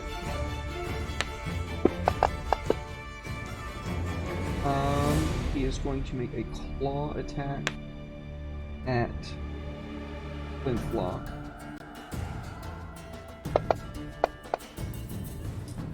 Who is able to put his rifle up in time to block it. And then he's going to make a bite attack at Cyric. Oof.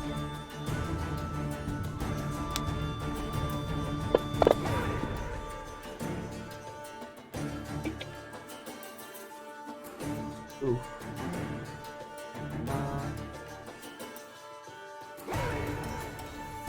Oh no. That's really rough, buddy.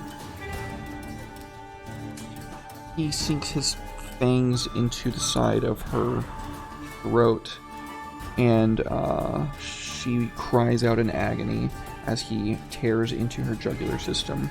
And when she's able to throw him off of her, this like black separating ooze starts leaking from the wound. Uh-oh. Almost turn. Okay, first thing we're gonna do is bonus action disengage out of this situation. Okay. As that is a bad place to be. Yes. And then Mr. Dickwad over there can need a pistol.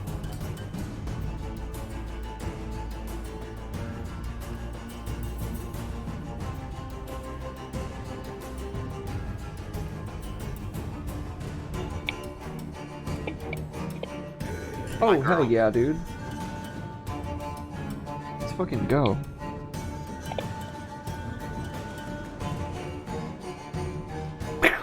Blap.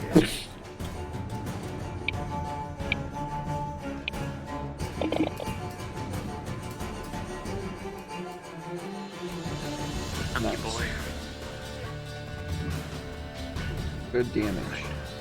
Okay, Siren, you're in a bit of a pickle here. Yeah, you blow a, so you, as Sirik, like, shoves this guy off of her, you pull out your pistol, put it straight up to his face, and click, blow away, like, half of his head, and, he shrieks out in frustration, not in pain, but he's still standing.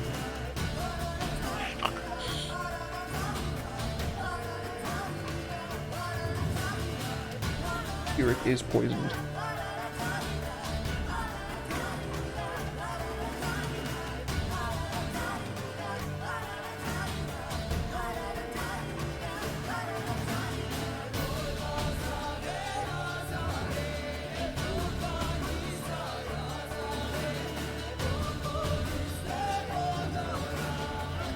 Hello, Dark Force. It's Sirik's turn, by the way. I'm just trying to figure out. Okay, I didn't know. Yeah, he's in a bit of a pickle. I'm just gonna have to heal up. So this is going to be a nice DM moment. She can turn undead. Where's that? Channel divinity. Oh, She's a cleric. I mean a cleric. I completely forgot they have channel divinities. Yeah. Divine power. She can turn undead with her channel divinity. She can also use Path to the Grave. That's her special one. But yeah, the turning undead here would probably be most useful.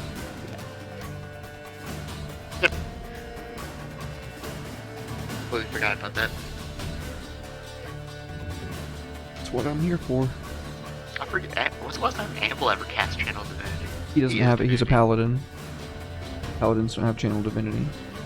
They have oath. He did. No, oaths. I'm sorry that you're sad, Dark Force. No one wanted you in their campaign? I'm sorry, buddy. It is a hard thing to find a good group to play with, man.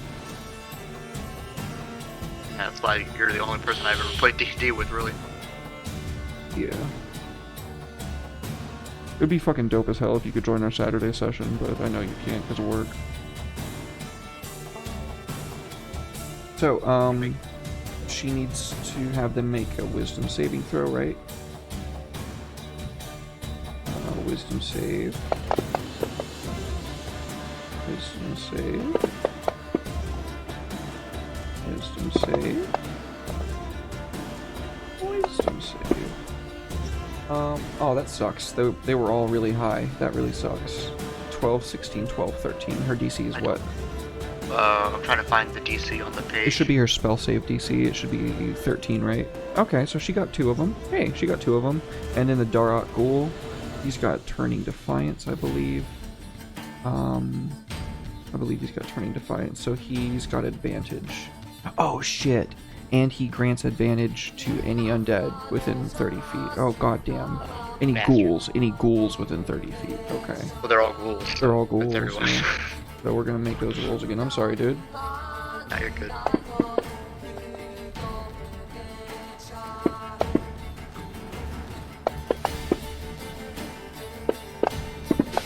Okay, so it looks like number 1 still failed. Number 2 rolled a 16 the first time. Number 3, that sucks. Number 3 saved on the second one. It got a 13. No, she still got 1. And then the Darok Ghoul has to make his save. So we click the advantage, we click the wisdom save. Oh, but the Darok Ghoul failed. So that's actually, honestly, the best case scenario, if I'm being honest with you. He's way scarier than the rest of them. Yeah, I had a feeling. Yeah, I mean, he just did 3 attacks, and Yep. I'm not going to tell you what one of them did, but I think you know. Yeah. I don't like ghouls. Yeah. So that's Surik's turn, right? Yes. So Flintlock. Flintlock. Flintlock, who's gonna drop a flamethrower right in front of him? Okay. Pointer. We'll do a little circle. Do this little guy right there. Boop. So he slams down his flamethrower, and they all need to make dexterity saves. Dex save. Yep.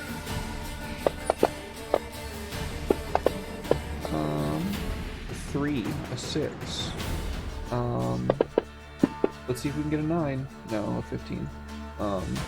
And a 20. So it's 2d8 on a fail and half as much on a save. Okay.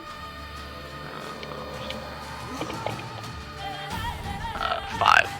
So 5 to number 1. And number 2. And then we cut that in half. And we apply it to 3. And we apply it to 4. Okay. Yeah, so as it's like unfolding, the flames just kind of like scrape the ceiling mostly, but it's now set up and ready to blast them. What is? And then Flintlock's turn. That was Flintlock. It's not a bonus action to do that? It's an action to summon it, bonus action to use it. Okay, got it. Okay. Alright, so 1 failed. 1 is going to move into that square and then move. Is Sirik going to take an attack of opportunity against him? Yeah. No. It's going to save a reaction? Yeah, well also I don't want to break the fear. Oh yeah.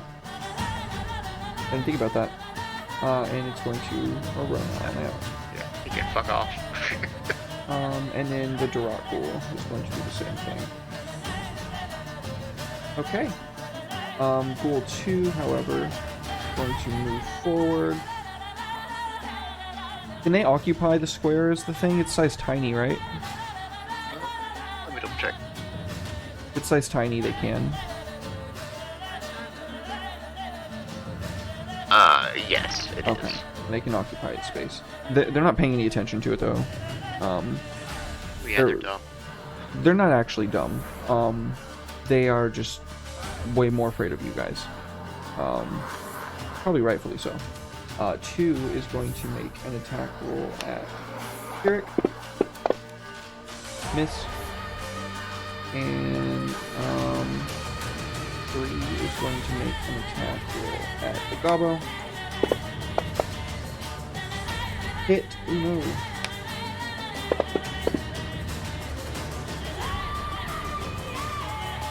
Oh no. Oh no. He sinks his long claw into the Gobbo's The shocker. side, yeah, and the Gobbo goes limp.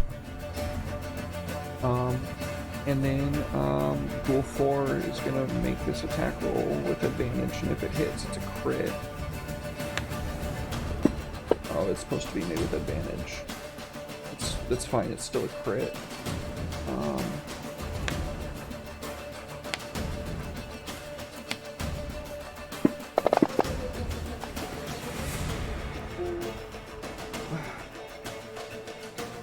He begins tearing into the Gobbo's throat and eating him alive. Flintlock is shrieking in agony as he's being... Well, he's not really shrieking anymore because his vocal cords have been ripped. Gorgonor. I gotta get you to the front, buddy. Yeah, he can occupy the Gobbo's square now that the Gobbo's unconscious. Bonus action rage.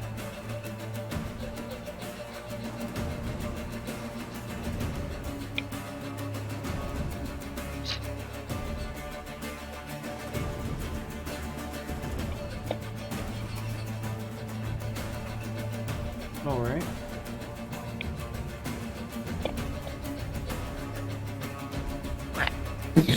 That is half of the creature's hit point total, so it makes a Constitution saving throw. It passes, so it does not take critical wounds. The Durot Ghoul is going to repeat the Wisdom saving throw. He succeeds this time. He snaps out of it at the end of his turn. Alma. Not looking good.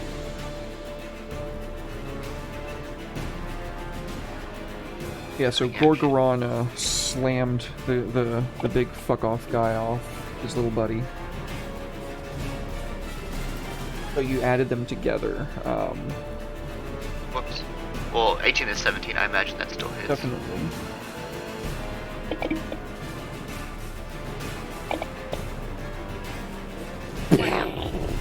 And you finish the ghoul off, blowing its chest cavity out.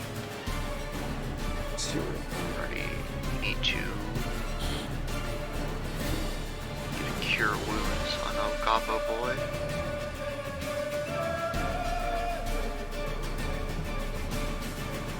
Remember, it's maximum, so just type in what the maximum is, and I'll apply it. Oh yeah. Because he's bleeding out. That would be... It would be, 11. Okay, so go ahead and type in 11.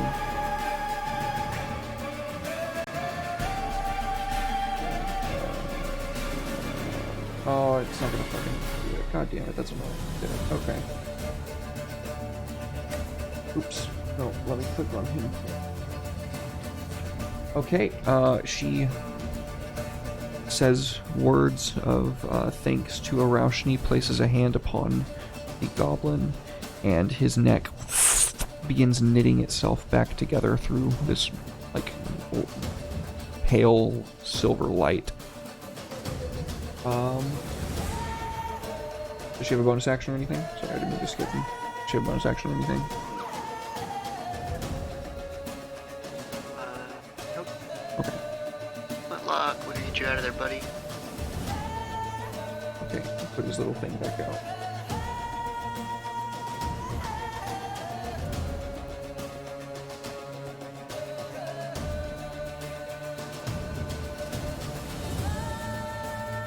Can't see you.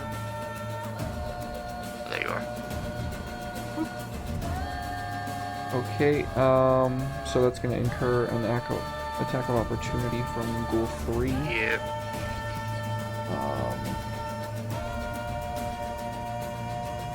Make a claw attack at him. Oops, that's damage. Attack.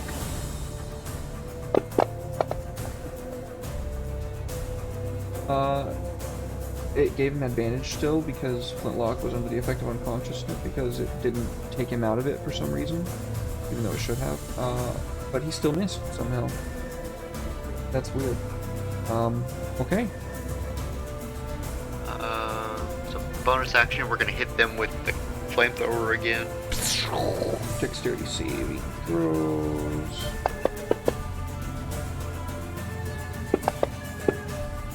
Pass on one, fail on the other. Alright, let me see. It was 2d8, I think. Yes.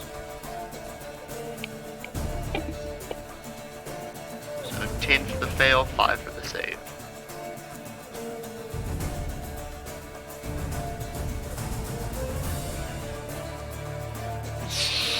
They get set aflame and they shriek in hatred.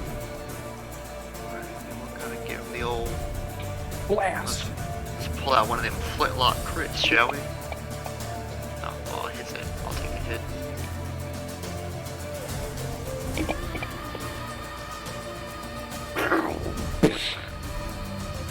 He blows the guts out. One is going to try to repeat its wisdom saving throw. It passes at the end of its turn. Ghoul 2 is going to press the attack on Sirik with his claws. With his claws! Oh, hey, Genkoi, could you do me a favor and ban AFOX PL 420, please?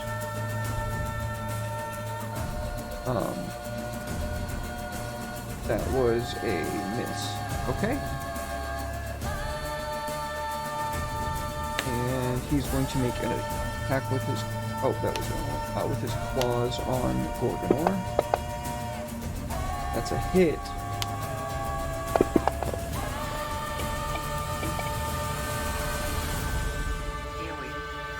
Oh wait, that didn't...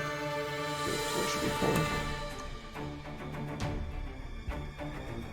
Maybe it didn't. Thanks, buddy. Thanks, Joy Brother. Appreciate it. Thanks, Joy Brother. That was death. Death, but not good. He did pass the Constitution saving throw. That is good. Okay. Gorgonor's turn. No problem, just noticed. I appreciate it, buddy. I don't want bots coming in here. Filling my chat with bullshit. Bots.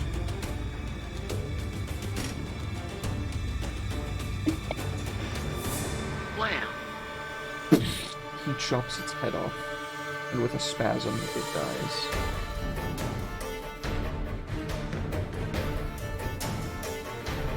Dracul. Alright.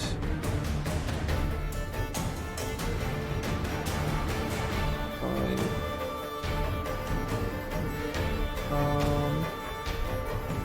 He rushes back in, and that's about as far as he can get. Alma's turn.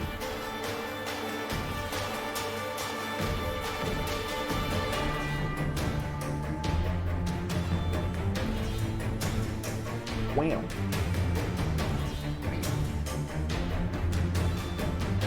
Oops. Fuck you! That was my bad. That's fucking funny. You deal 8 damage, so he's at 14. That's fucking funny. Fuck you! Or we don't need to roll to hit. That's funny. Yep. Now kill him.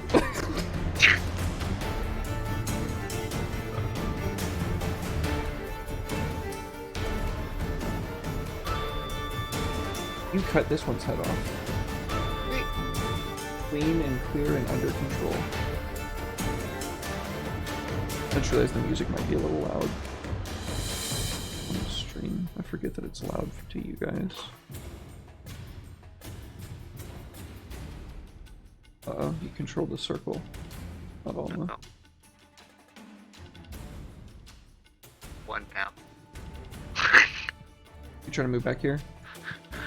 Now I was trying to move up to him. Oh, okay. Give him a bonus action whack. Bonus action stab.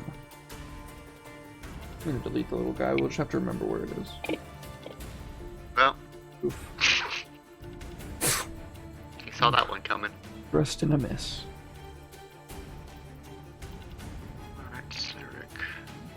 Yeah, he knocks it aside with the war pick. Give. Oh, no, I can do it. Forgot, because it's intuitive. Ah, get fucked.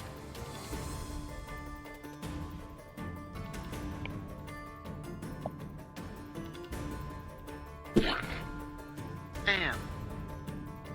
Would she hit him with that sacred flame? Yep. Sacred flame. Alrighty, flintlock. If he's gonna blast, he's gonna without moving the thing forward, he's gonna hit you. Moving what? The cannon. Oh no, yeah. He's gonna take a shot with this rifle. He is gonna have to move, I believe. Well, he can shoot from there, but it's got 2/3 cover. Half cover.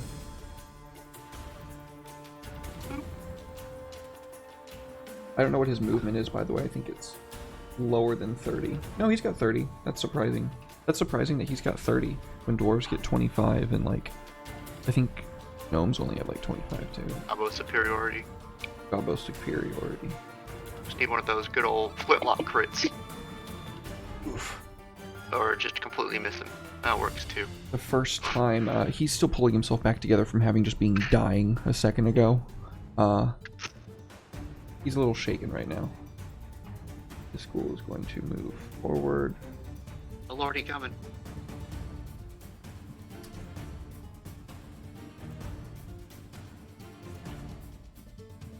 And that's about all it can do right now.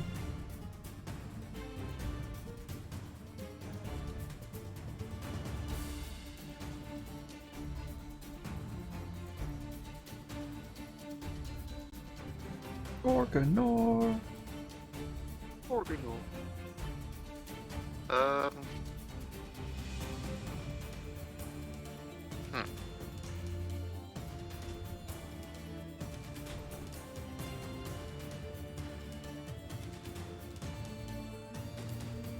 Does that work until the start of my next turn?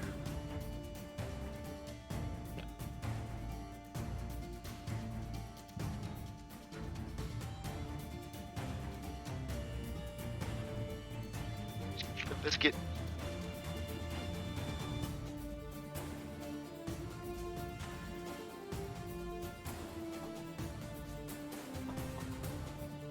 Retroactive movement. Yeah, I'm pulling it up. What would he want to here? He'd want to see if he could paralyze you here. That's fair. Oh, he misses though.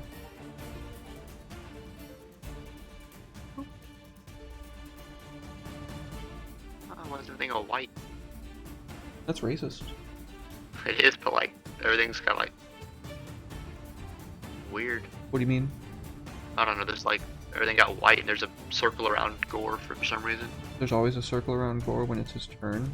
No, everything's white. Like the colors on the map are washed out now. All my lines of sight are white. It's weird. Dark vision, but I mean, I don't know. The lines of sight that are white is because the area is not available to you, but you've explored it, I think. No, that's not what I'm saying. It's fine. Okay, I don't know then. It's just something weird's happening. It's fine. Ooh, a heavy blow. He cuts off the Dirac Ghoul's arm holding the pick. Fuck your pick. Pick! Boop. The Dirac Ghoul is now going to try to paralyze him. That's a hit. You got this, Gore. Quit getting paralyzed.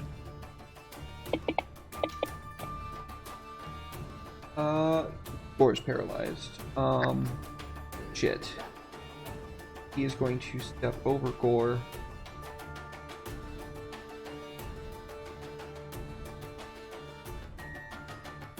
And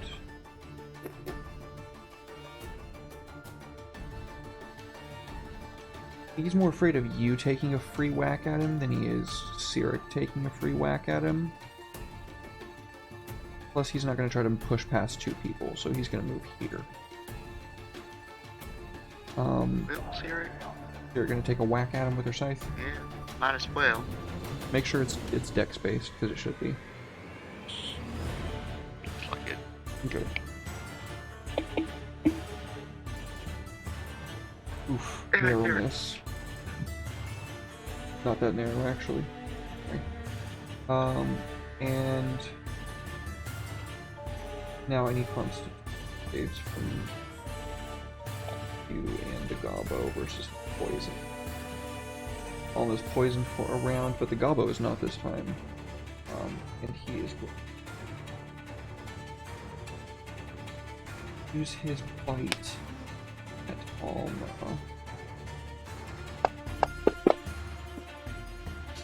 Miss. He reaches out and you shove him backwards. And with his last attack, I know I said that his hand was chopped off, so I guess he's gonna try to make another claw attack, but with no paralyzation effect. At Alma.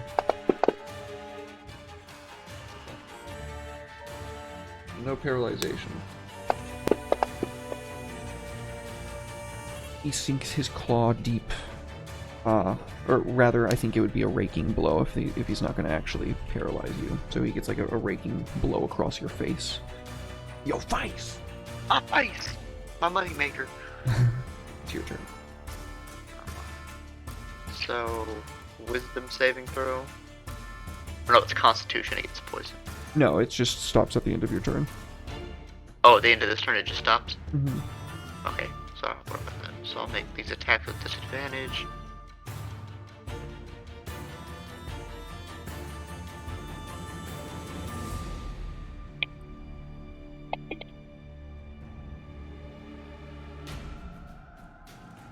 Ooh. So that's gonna be a disadvantage. I didn't roll that time, but let me. God damn it. Get the other 20! Ah, shit. Well, it still hit. Yeah. I'll take it.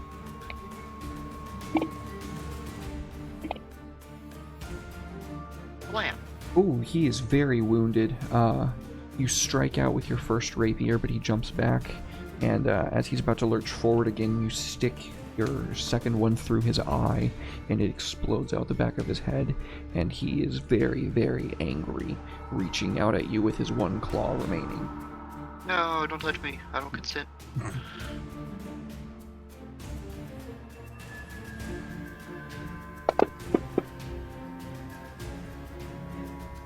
Damn you.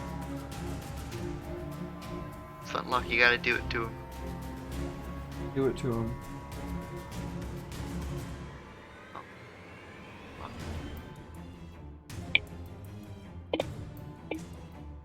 No, Flintlock, you've killed us all. Flintlock, no. Oh, this is bad, dude. It's gonna be so bad. Comes in and starts.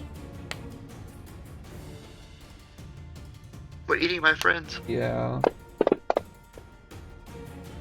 Yeah.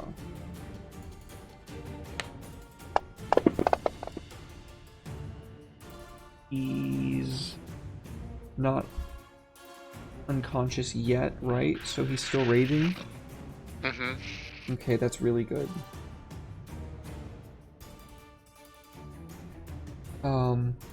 Yeah, he starts tearing into Gorgonor's leg that's like sticking out the door and just like eating his feet and shit. Thor would be crying out in agony if he wasn't paralyzed right now.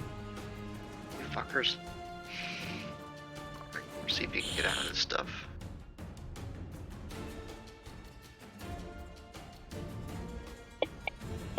Constitution, you rolled that right? Oh no, I rolled wisdom. So Constitution. Constitution would have been 22. Definitely. Yeah. So he's no longer paralyzed at the end of his turn. Derek Cool is going to try to paralyze Alma. Which matter? he hits.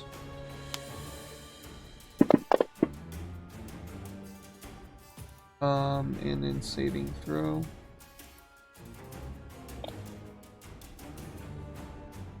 You succeed, no paralysis.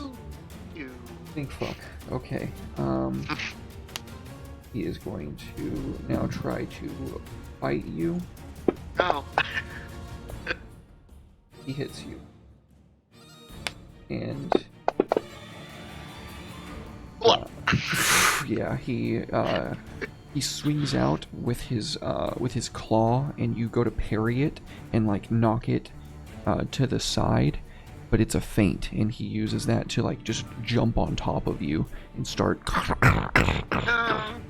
And you know what, man? This is, you know me, you know how I DM, and this is Curse of Strahd, so he's gonna use his second attack to give you a failed death save. Oh, you bastard. Yeah, so Alma should be at yeah, it automatically applied it when failed death save. Yeah, it is Alma's turn. It automatically death saves, and that's a failure. Derek's turn. Hey, it wasn't a 1, so you're not dead. Remember, she can do Spare the Dying up to 30 feet. Yeah, she's gonna have to do that.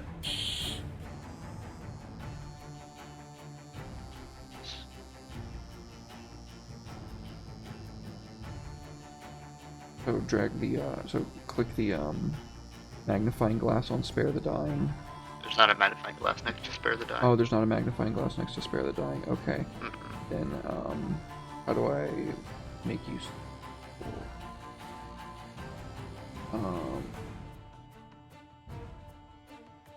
I don't know how to make you. I really don't know how to make you stable. I guess I just make you at 24 now. And then maybe you're no longer bleeding out. I hope you're no longer bleeding out. We'll find out. Guess we will. Bonus action?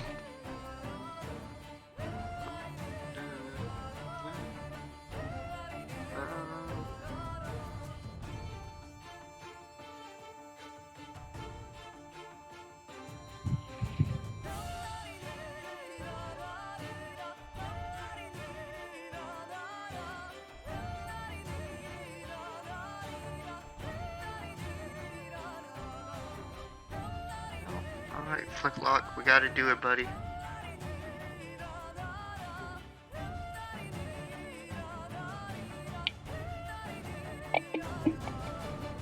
Oh, that was so but close. That's still a hit, so we'll take it. Blam!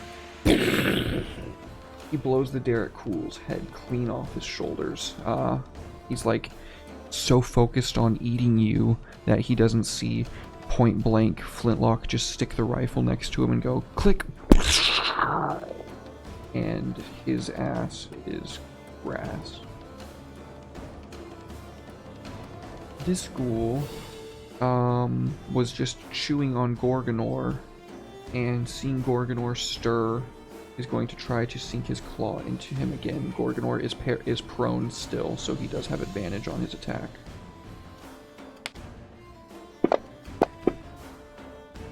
He rolled 2 5s, which do not hit. Gorgonor's turn. You know, Gorgonor, stand up and whoop his ass.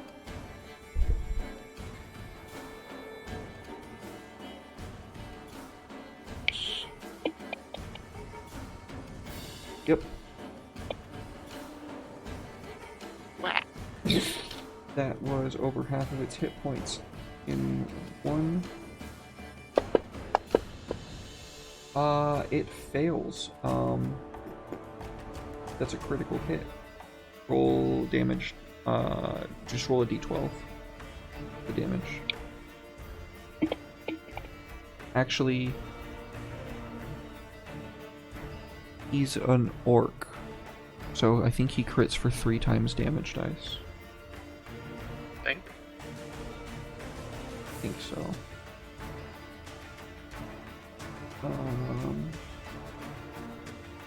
No, that's a half orc, I believe. Orcs get aggressive and powerful build. Yeah, as a bonus action, you can move towards an enemy of your choice that you can see or hear. That's what he gets. So remember, he's got that too. As a bonus action, he can move towards an enemy. That's wild. So I guess it was still considering you not stable, so we'll go ahead and 3 death saves succeeded on. But the ghoul is dead, for sure. That ghoul is super fucking dead.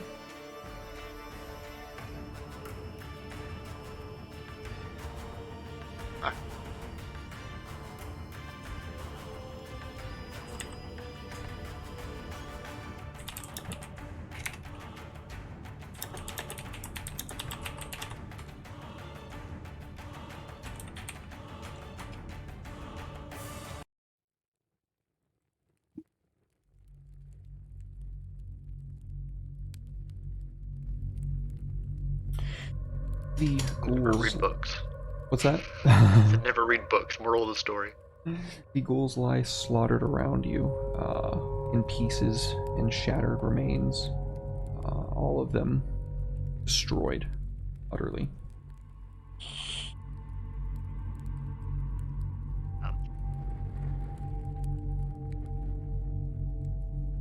Is Alma still unconscious? Yeah, you're unconscious for a while after you stabilize. Yeah, okay, well then, man, fuck, just right up. This is like a desk thing over here? Yeah, so, once the coast has cleared, you know, the rest of them start to attend to you, but Gorgonor makes his way over and immediately picks up on a hat that's like sitting on the desk. He looks it over, picks it up and sniffs it, and looks over to you, your body, and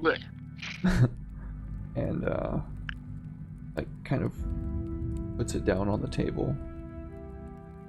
He was here. Sirik looks to him and, that was his then.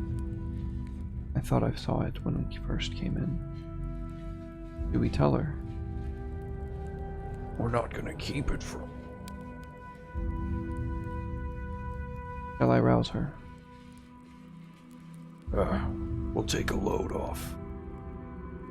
And everybody will take a short rest. Step boys.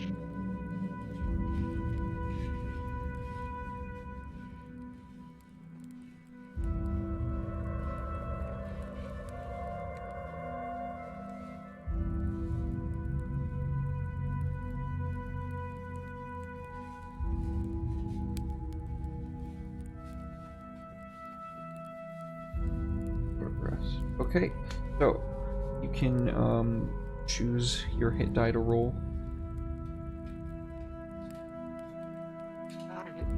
The way that you do it is by going down to the hit thing. dice and then grabbing them. Yeah. Yeah.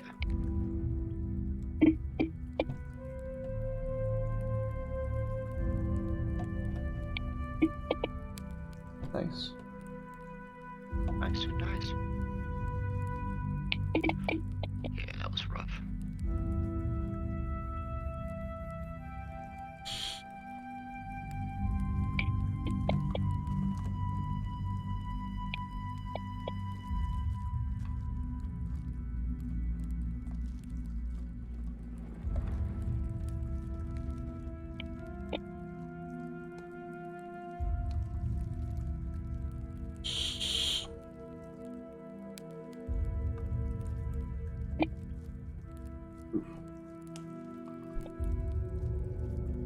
Oof. Okay. Well, that's better. Alrighty. Little less worse for wear. You wake up in an hour your friends watching over you, and Gorgonor standing before you. He's got a hat that he's just kind of like wordlessly holding out in front of you. Ah, shit. This day just keeps getting better and better, don't it?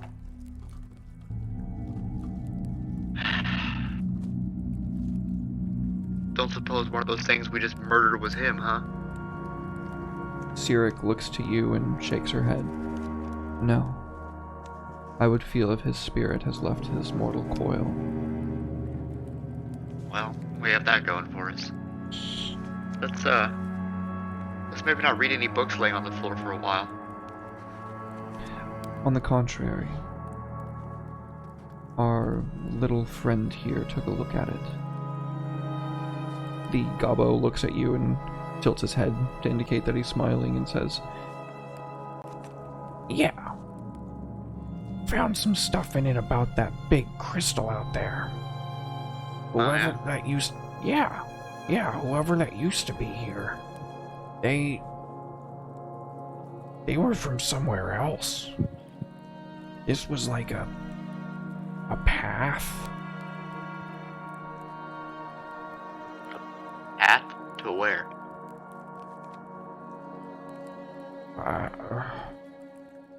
I don't really know. Wherever it is. Gorgonor cuts him off. It's where your father is. What's up, Drabs? Welcome to chat, buddy. Guess that's where we're going. Wherever this path leads. Alma stands up and stretches. Ugh, my muscles. Let's avoid any more of those things. Nasty fuckers. Yeah, everybody definitely agrees with that sentiment. Well, I guess we'll go take a look at that crystal again. Maybe this book will help. You all got stuck on the door. And I gotta pee. Okay. All that excitement.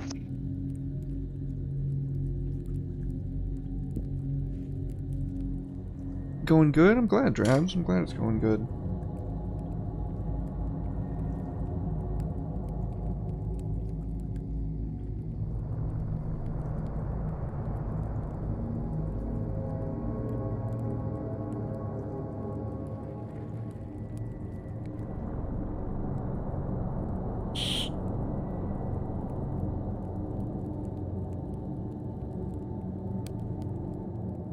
Doing some session prep or something?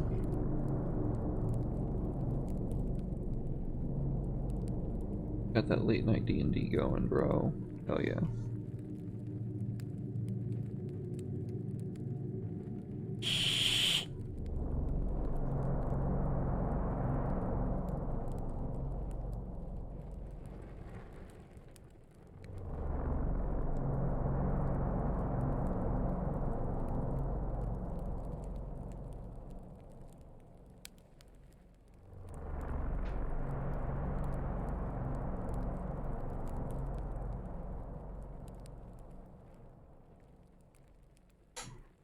Relaxing day today. Nice. Nice.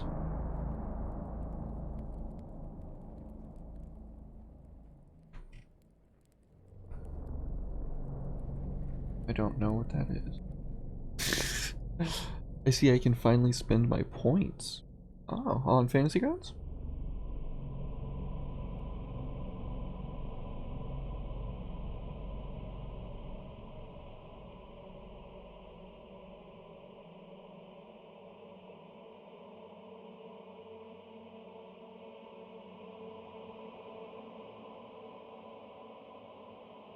Oh, channel points. Oh, yes. Yes, channel points. Yeah. Yeah, I finally set up channel points, yeah. Fair enough. I don't have emotes yet, but I talked to my I talked to one of my artist friends about designing some, and he's got them in the works for me, so he's gonna send me some sketches tomorrow, and I'm sure they'll be fantastic, so we'll move forward with them, and yeah, it's gonna look cute. I'm excited for them. For my emotes.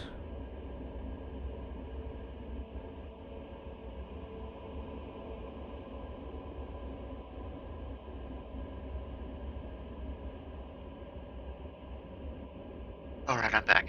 Hey, welcome back. Alrighty. So, do we find anything else out about this little doodad? So, as the Gobbo has very carefully and meticulously used tools and instrumentation to pull away all of the moss and lichen, he begins tinkering with the contraptions, with these tools that you know he stole from a Dragonborn not terribly long ago, but that's where he really picked up on his gunsmithery. And yeah, he's toiling away, making some adjustments to some systems, and then all of a sudden you can just hear it, and it begins to like light up, and the humming gets much louder. The taste of ozone becomes like palpable and like almost thick, like molasses on your tongue. You know what you're doing there, little buddy? I have absolutely no idea whatsoever. Well, what choice do we have? If your old man figured it out, I can do it. Well, here's hoping. He makes the final adjustment, and with a the crystal glows even louder and shines even brighter. It begins to levitate off of the platform and twist in formation, and as it does so, you can hear the sound of a great and like metal scraping against stonework in the courtyard outside.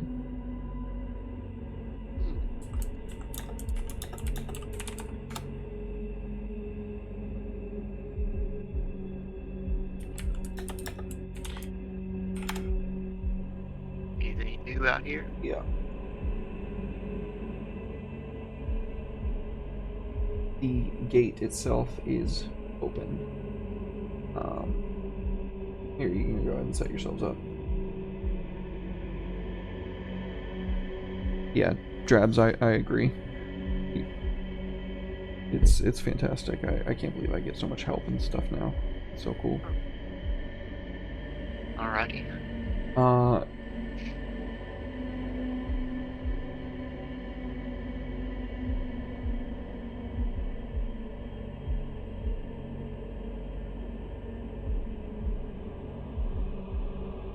What have I done? I closed the wrong thing.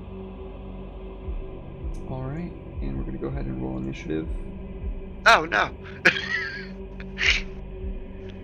Can't we just talk this out? No. Well, fuck you.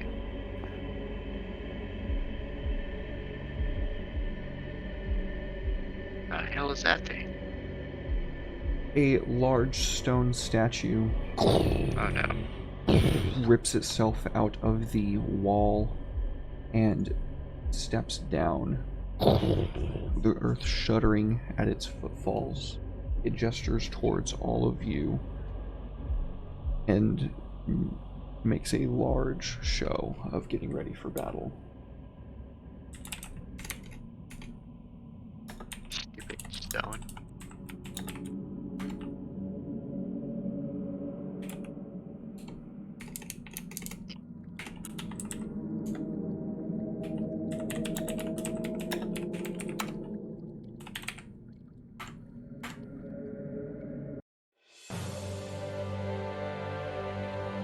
Well, here I go killing again.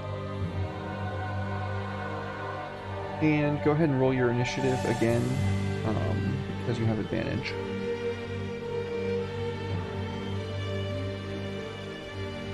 I'm so happy for you. I'm just so glad I didn't disappoint you with Fantasy Grounds Unity. Yeah, absolutely, Drabs, man. You did me a huge favor by turning me onto this program, dude. I fucking love it so much. It's so fantastic. loud.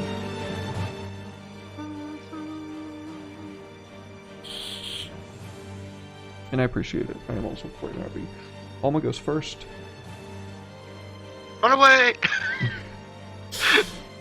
Oh, sorry. It's supposed to be standing in the middle. Oh god, it's so much closer.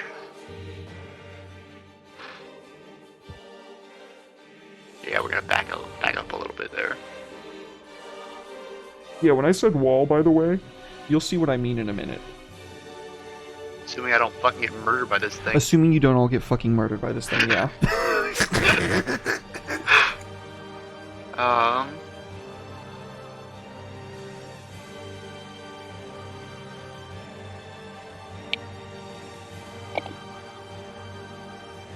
Well, we're starting off strong. Oh, yeah.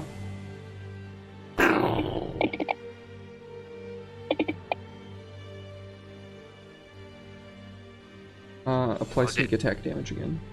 Yeah, I was gonna say, dude. You can shift click, or you can shift when you drop the damage die, or shift when you double click it, and it should roll it with crit. Gotcha.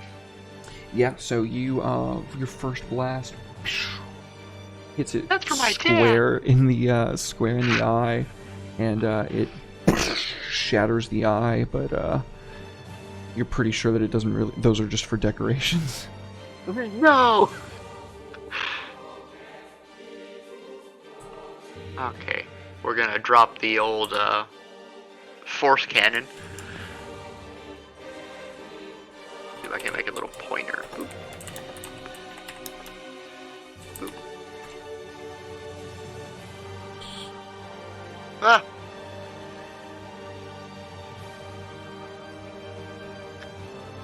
Let me move you. Oh, there we go.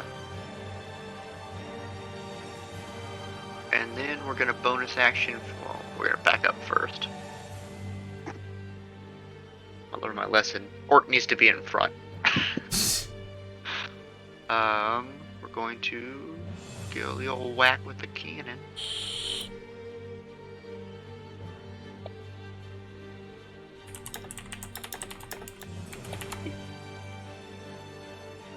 Blam! He knocks off a chunk of stonework. Alrighty, Gore. I trust in you this time. Defend us. Bonus action rage. Nice. Oh boy. Nice. Nice. He crumples in a huge section of the creature, the statue's leg, where Flintlock's bullet just hit. And the creature is going to... How many attacks does it? Okay, it's going to barrel through... Oh no! Hold it back, Gore.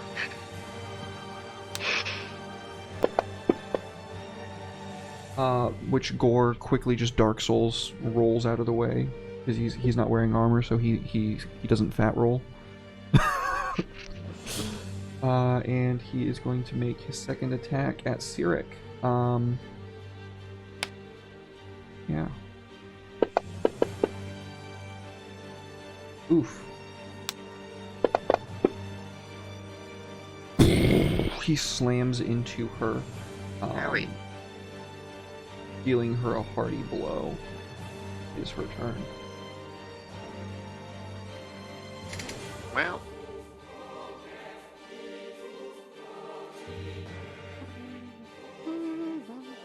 Nice hit they did. Yeah, I agree.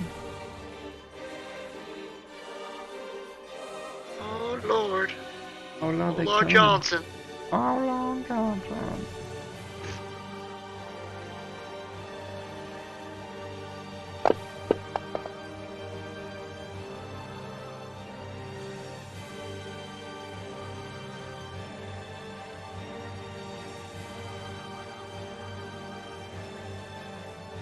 Alright, Alma.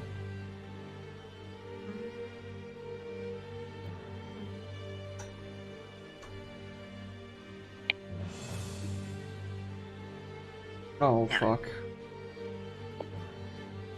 Oh, fuck. That moved 5, so I've got 25. Fast as fuck. Yeah, the no attack of opportunity, even on a miss, is very nice. Yeah, he tries to kick out at you, but you just like do a roll over his foot. Do a barrel roll.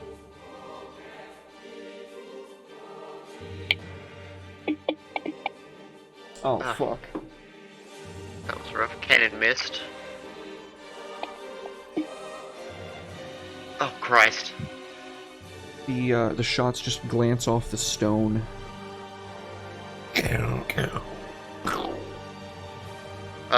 Gore's gonna activate that ability where he'll have disadvantage if he's not attacking Gore. Okay. The Ancestral Guardian. This Gore's getting some damage done there. Okay. He's going to make his disadvantage attack rolls. Wait, does Gore have to be within 5 feet? That's a good question. Let me check. Let's see. Path of the Guardian, Ancestral Guardian. First creature you hit, until the start of your next turn, they have disadvantage on any attack roll that isn't against you. Right. And if they get hit with it, they have resistance to the damage dealt. Oh, nice. So he's going to make his attack rolls. He's going to continue slamming against Sirik. Oh, that's 2 19s. You gotta be fucking shitting me with that, dude. Here we go. We cut that in half, and then we add it to Sirik. And then the second one...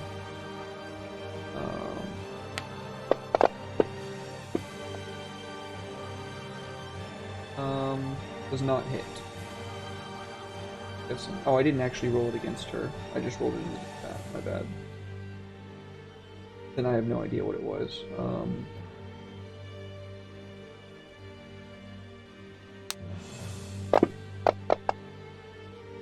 2 19s again? Jesus Christ. First, Strahd takes no prisoners. At least it wasn't super high on the damage die.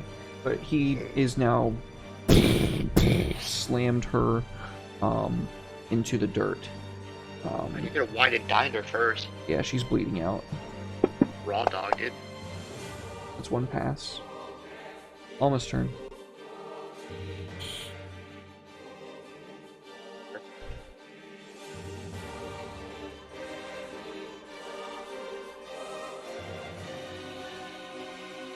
Idea, how about for 1,000 channel points they can get advantage on a save or an attack roll? Oh, that's an awesome idea, yeah. Yeah, I'll absolutely do something like that.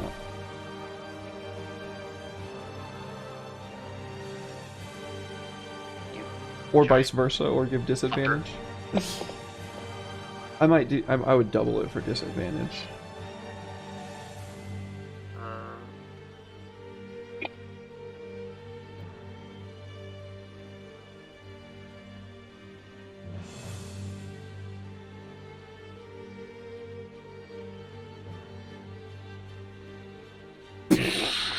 How do you kill it? How do you kill that which is not alive? I don't know, how would you kill a giant stone statue? Running up it probably is a good start. Yeah, we'll attack on Titan this bitch. Go for its nape. Go for its what? Go for the back of the neck. Okay, yeah, so you run and Gore sees what you're doing. He like runs in front of you, and then like when you jump, he jumps up underneath you and then like continues like throwing you upwards with the momentum and sending you like somersaulting through the air and then landing on this creature's shoulders, and then in one fell swoop we see both of your swords just slice through the stone and it falls off and the whole thing crumbles to dust. Beautiful. I would say we got through that pretty unscathed if it wasn't for Sai getting her shit kicked in. Yeah.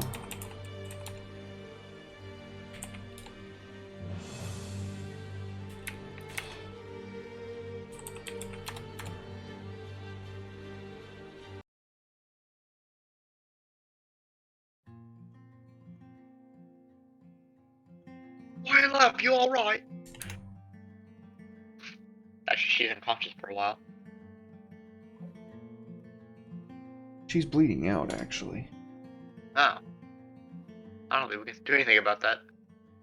Flintlock takes a, because I guess you didn't know that he could do this. I hope that I gave it to him. I don't know if we chose his spells. Oh, we didn't shoot it. Oh no, that's not good. Okay, he can't do that. Never mind. Well, Siric's bleeding out. What do we do about it? She's got a healing kit on her, probably. Yeah, let's use that. Do any of you have proficiency with medicine? She does. It does Let's not see. look like she has a... Does not look like she has it. Healing kit. I guess it doesn't start you with a healing kit. Yeah, those are probably too expensive for starting equipment.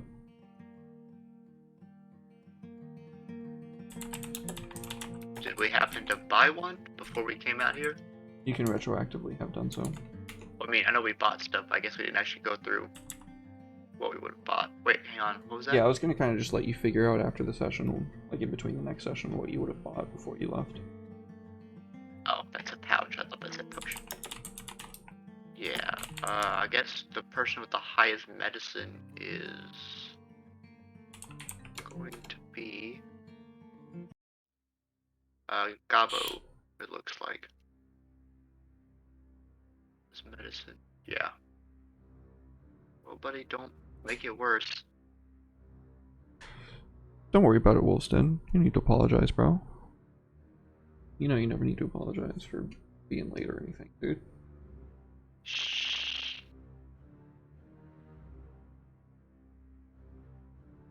Yeah. Clickety clack. That is not a success. So... Just tell her to stop bleeding. Just, no girl, no bleed. No woman, no bleed. That's another success at least.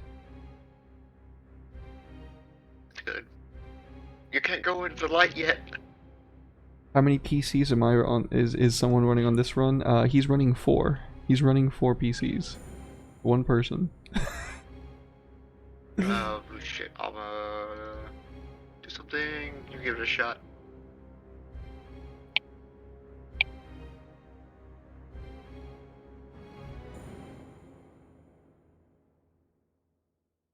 I like this.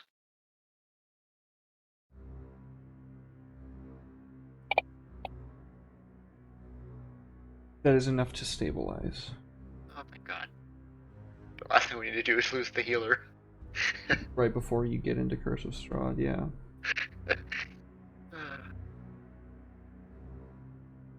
Yeah. So,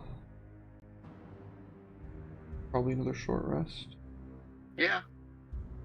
I don't know if anybody has to die. She has one left, luckily. So she will happily take that. And she might need to pop off a spell.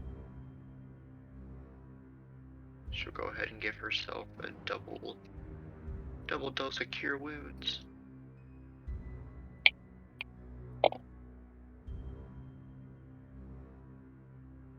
So, the healing kit that you had at this point was basically like the first 2 rounds was you looking over and making sure that like she didn't have anything life-threatening, and it was just a few broken bones, like rib bones and like painful shit to be broken and very bad, but she didn't have any like internal injuries that would have led to her death.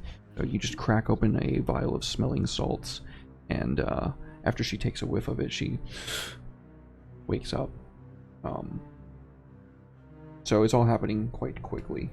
She has to cure wounds on herself, and you can see that the mist that's billowing out now is like an even further extent, and it's like when you look beyond the gate, it's just a gray wall of mist.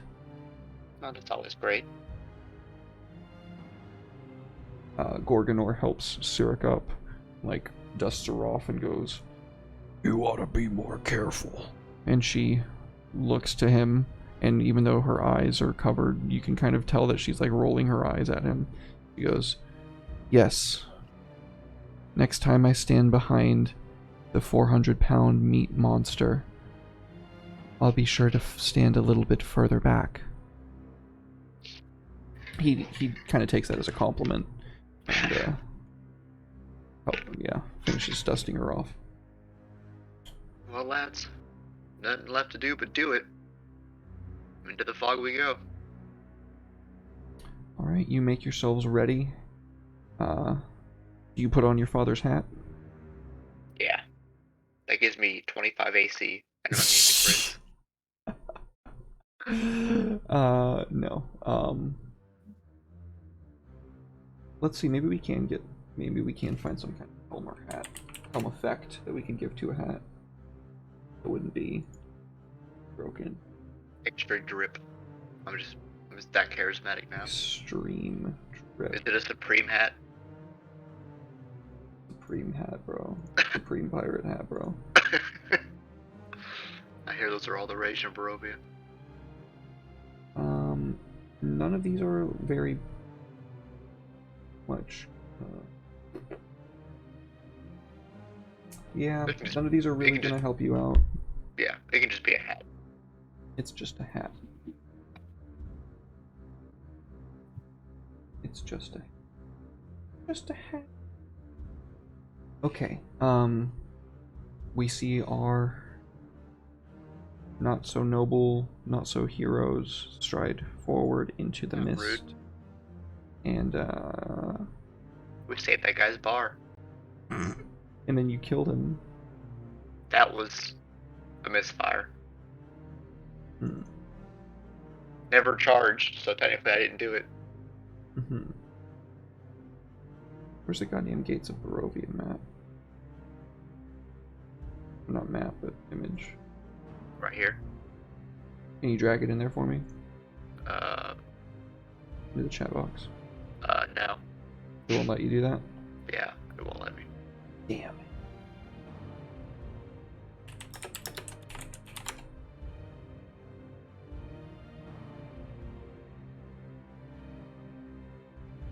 Yeah, you can go ahead and open that on up, and as you make your way through the gates here at Fort Autumn, you arrive facing these gates, the portal closing off behind you.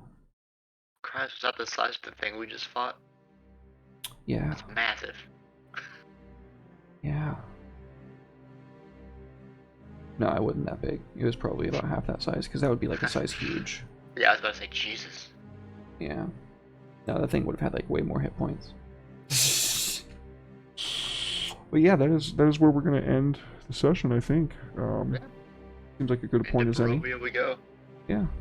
Yeah, so when we start next, we will be getting into the actual Curse of Strahd bit. That whole part was kind of like an introduction. How did our heroes get there? Not really heroes, kind of pirates. So Allegedly. yeah, worse for wear, a bit roughed up by the road just to get here. You guys arrive in Barovia, and we will be taking it from a different way than we did last time. The whole thing is going to be very different. I said it at the start, like, don't if you people, if y'all in chat are familiar with Curse of Strahd, don't expect any of the stuff that you are used to be here, because it's entirely likely that doesn't happen. Well, let's ban this guy. Where the fuck are all these bots coming from?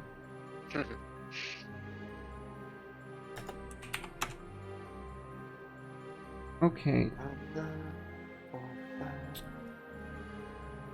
Alright, well, we're gonna go ahead and take it over to the end stream screen. I'm gonna find somebody for us to raid so that we can be good members of the community.